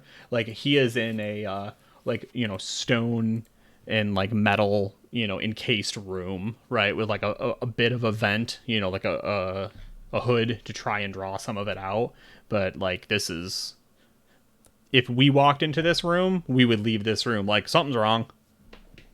Yeah, I don't want his nose tainted, because Yeah. if we need his nose, I don't want it burned. Yeah. And to greet you turning around is a reasonably spry, kind of plain looking, mid 40-year-old like quarter elf human, right? He's got just like a bit of a fair complexion, very little in the way of facial hair, just like the light hint of like, mutton chop basically, but nothing chin or mustache. Ears seem to be, normal. Eyes, normal colored.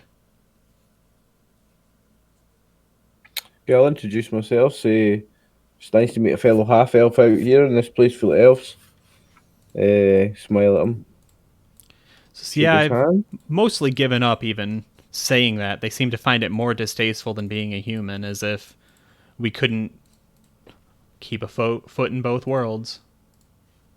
But they don't know.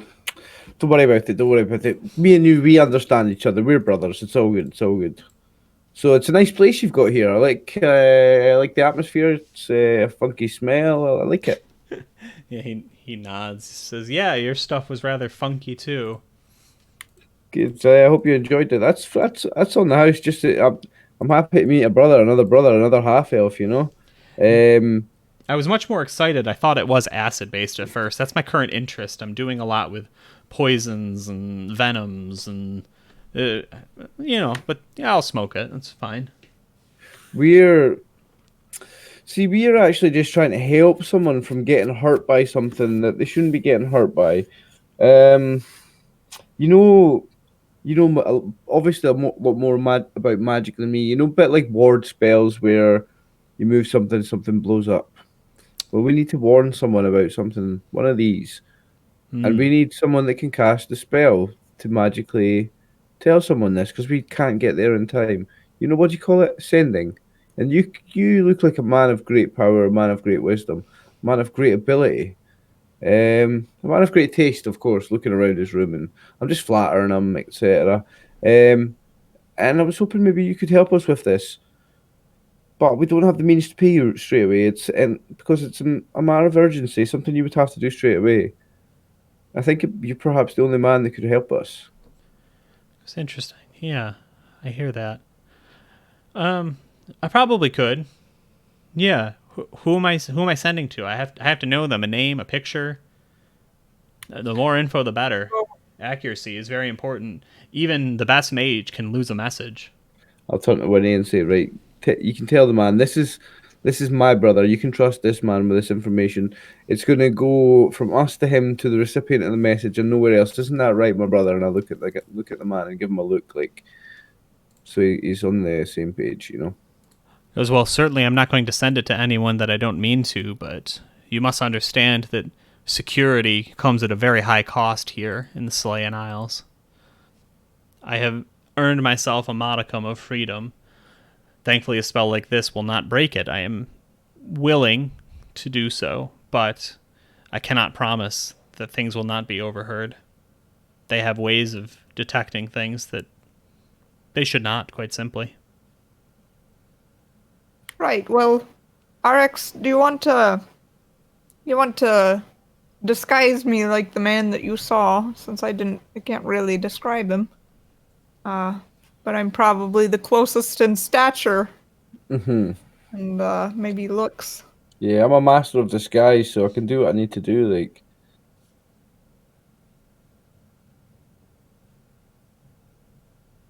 So you're The trying to man- dress her up like who? The man's name is Money Branch, I believe. Woodrow Money Branch. yeah.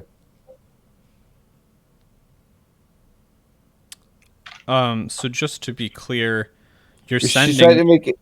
She's trying to make it so the message looks like it's coming from the dwarf.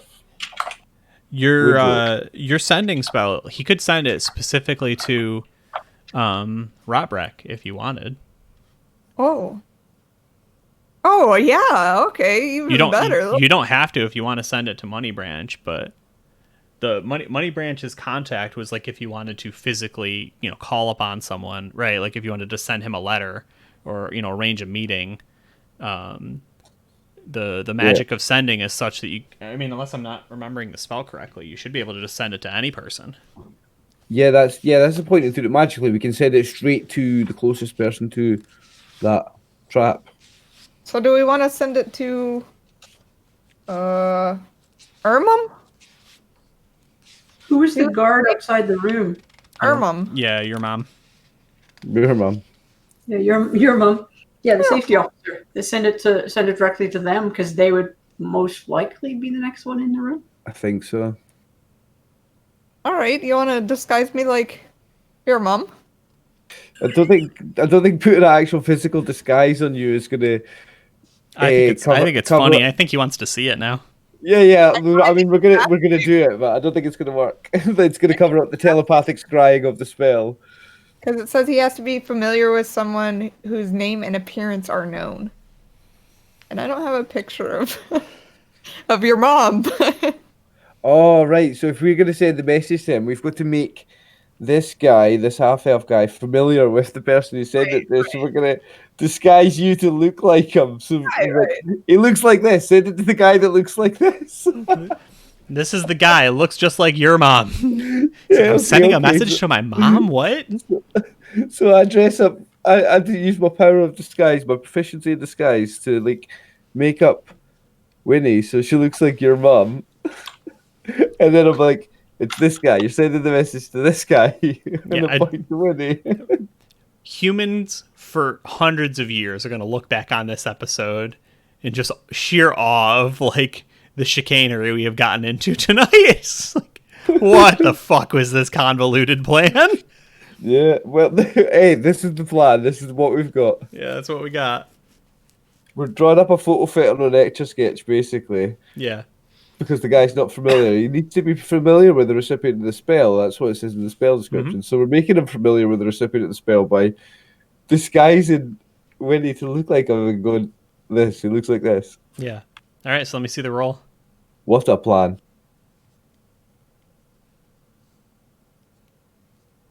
Right, rolling.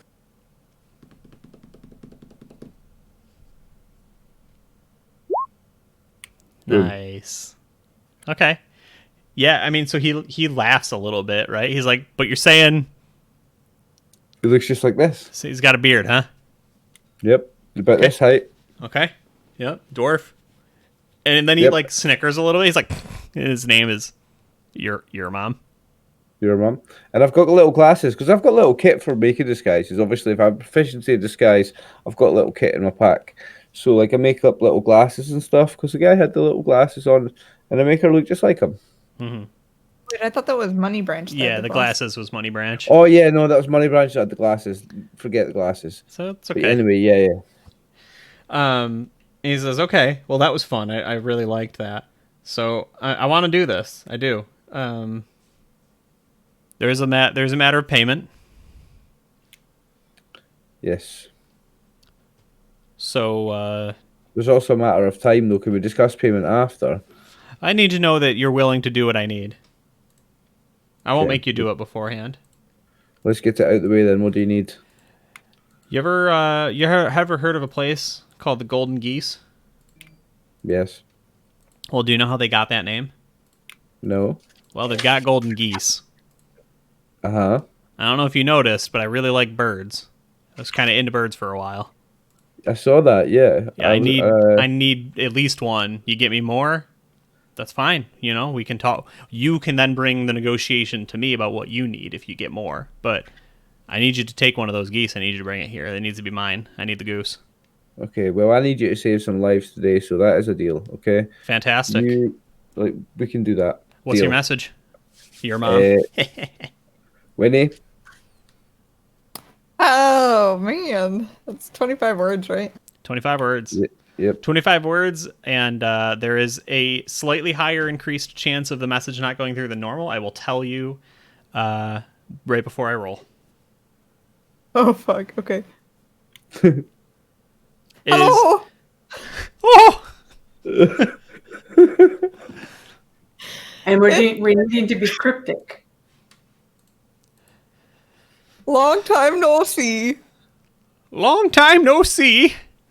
Just wanted. Just wanted. Sorry. He's doing the spell. Yeah, no, you're good.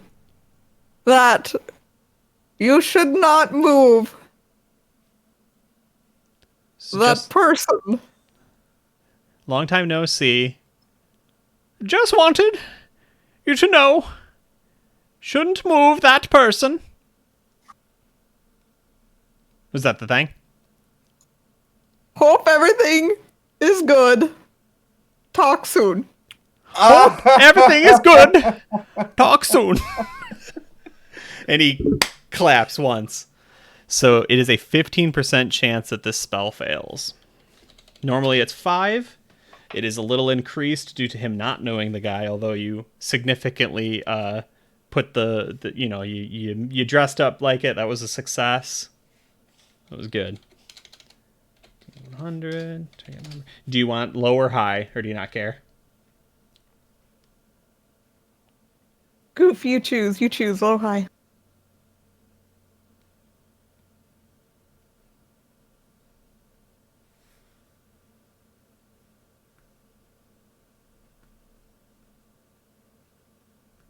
You there, Goof? Yeah, I missed it. Yep, sorry. Low What or was that? high? So either a 1 to 15 is a fail, or an 86 and above. Low. Low. Okay, so 1 to 15, so 16 plus. You're good. So I don't know that by the rules he knows, but I'm just going to say he feels as though the spell connected, right? You have no reason to fear currently. So yeah, he repeats it in your words, looking like directly at your face, right? He's like, your mom just thought you should know. Parrots it back to you. And at the end of it, he nods. He says, okay, that was a really weird message, but don't move that guy. You got it. Not how I would have ordered it, but okay. I mean, he's a very old friend, and they were considering moving somebody from a house that's he's been there for so long, but we don't want him to be moved. He deserves to stay there. Gotcha. Okay, cool. So what's your plan for stealing me a goose? Oh, now you'll need to give me time to think about that. I'll need to scope the place out and investigate, obviously. But yeah, let me think on that. But I'll get you a goose. Okay. I'm gonna need that goose in the next couple days. Let's say 4 days. Yeah. Of course, yeah. 4 days. That's fine, of course. I'll work on that. Okay. Good. Then we won't have any problems. Brother. Yes, brother, of course. Let me get you that golden goose.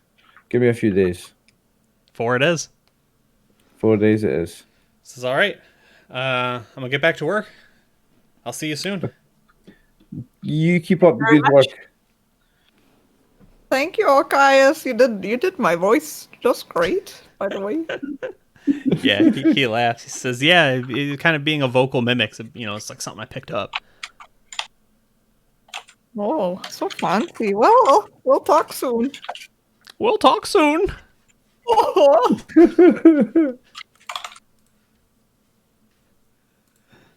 Oh my, that's so funny.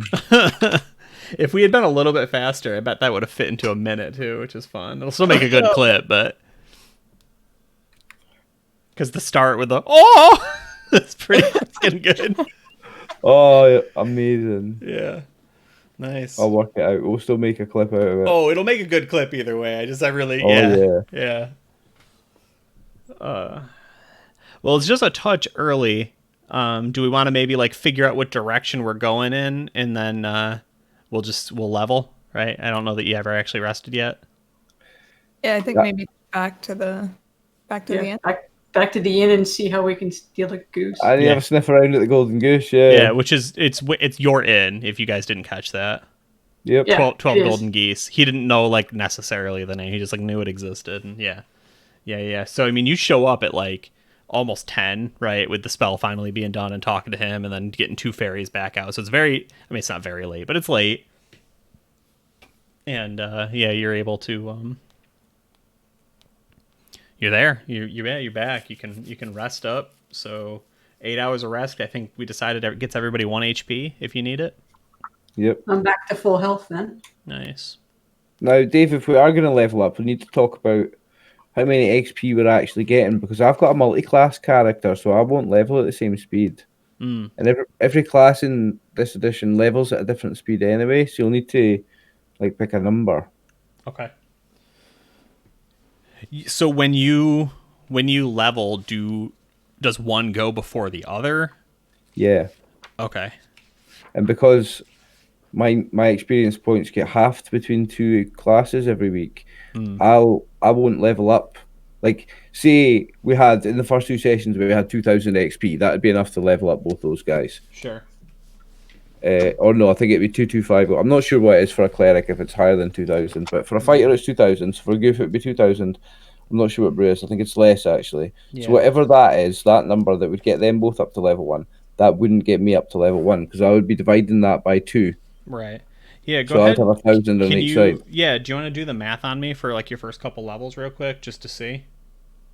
Right. Okay. So for those guys to both level up, 2,000 XP does it. But then for me to level up on one of them or both of them, because I think I need 3,500 in total to level on both of them.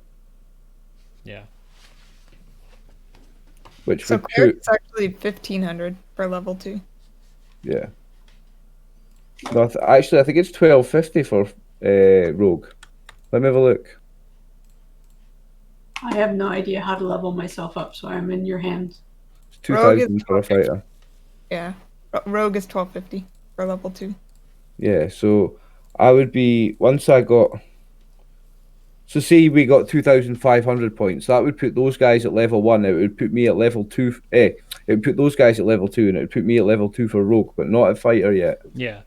When I'm doing experience, unless somebody did something alone completely, I would add it all up and then divide it by 3. Yeah. Or do you complicate the division as well? I do it more intricate than that, but you don't have to. You would do it more different. I do a group XP and then just divide that by 3. But then there's also individual awards for each different class. Like fighters get a share of the hit dice of monsters defeated. Wizards get for any spells they use. Then you also I add roleplay bonus. That's just my own thing, but Yeah. I add that as well. Yeah. So I don't usually run XP like right out of the book. I just find it more tedious than anything else. So I just did 2 story experience awards just to kind of math out kind of where I thought. So it would have given everybody this is our 3rd session. It would have given everyone 2,003.3 repeating experience. Okay. So that puts those guys at level 2. Yeah. So that maths out about what I was expecting. Because there were 3 methods. plus a figure that was there. So you got partial experience for that. And then you got 2,250 for completing the quest to go into the thing and solve the elven problem, which you did. And then you also got actually I can't go back and do the math, but you got about 1,000 and some odd for Winnie's thing, which I just gave to the group, which maybe I shouldn't have, but it mathed out to be so everybody gets a second level, but you're a 2/1, Oliver. So, quick question: did I receive healing from the church, or did they just give me the potion for the temporary health? You're right. I forgot about that. They would have healed you. I misspoke earlier because your old wounds would not have come back then. Dave, I'm still at 1/1 because You're 1/1. if we get if we get 2,003 experience, right? So I divide that by 2. I've got this sheet up just now. Yeah. If I divide that by 2, if I do that, you can see it. I was not going to rest there. Right. Yeah. Do you have it up on stream? I'll take a peek. Nah, it's not going to work. But anyway, if I split 2003 into the 2 classes, it's 1,001 on each, right?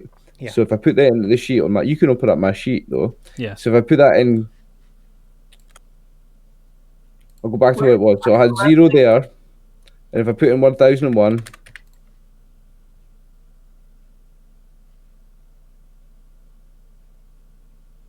that gives me my new total, 1,001.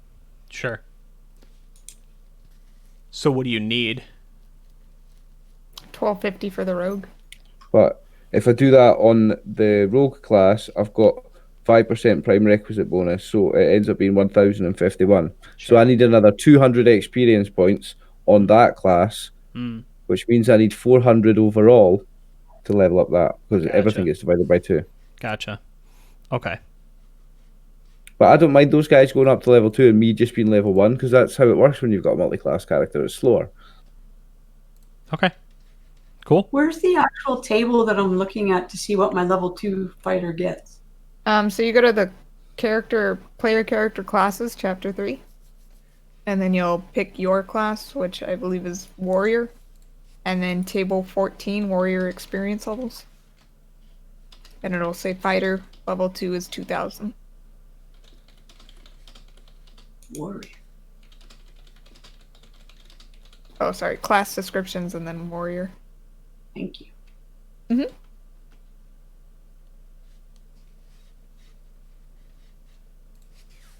So now what does this mean? Like, I've got enough to go up. So now what does it mean for my hit points?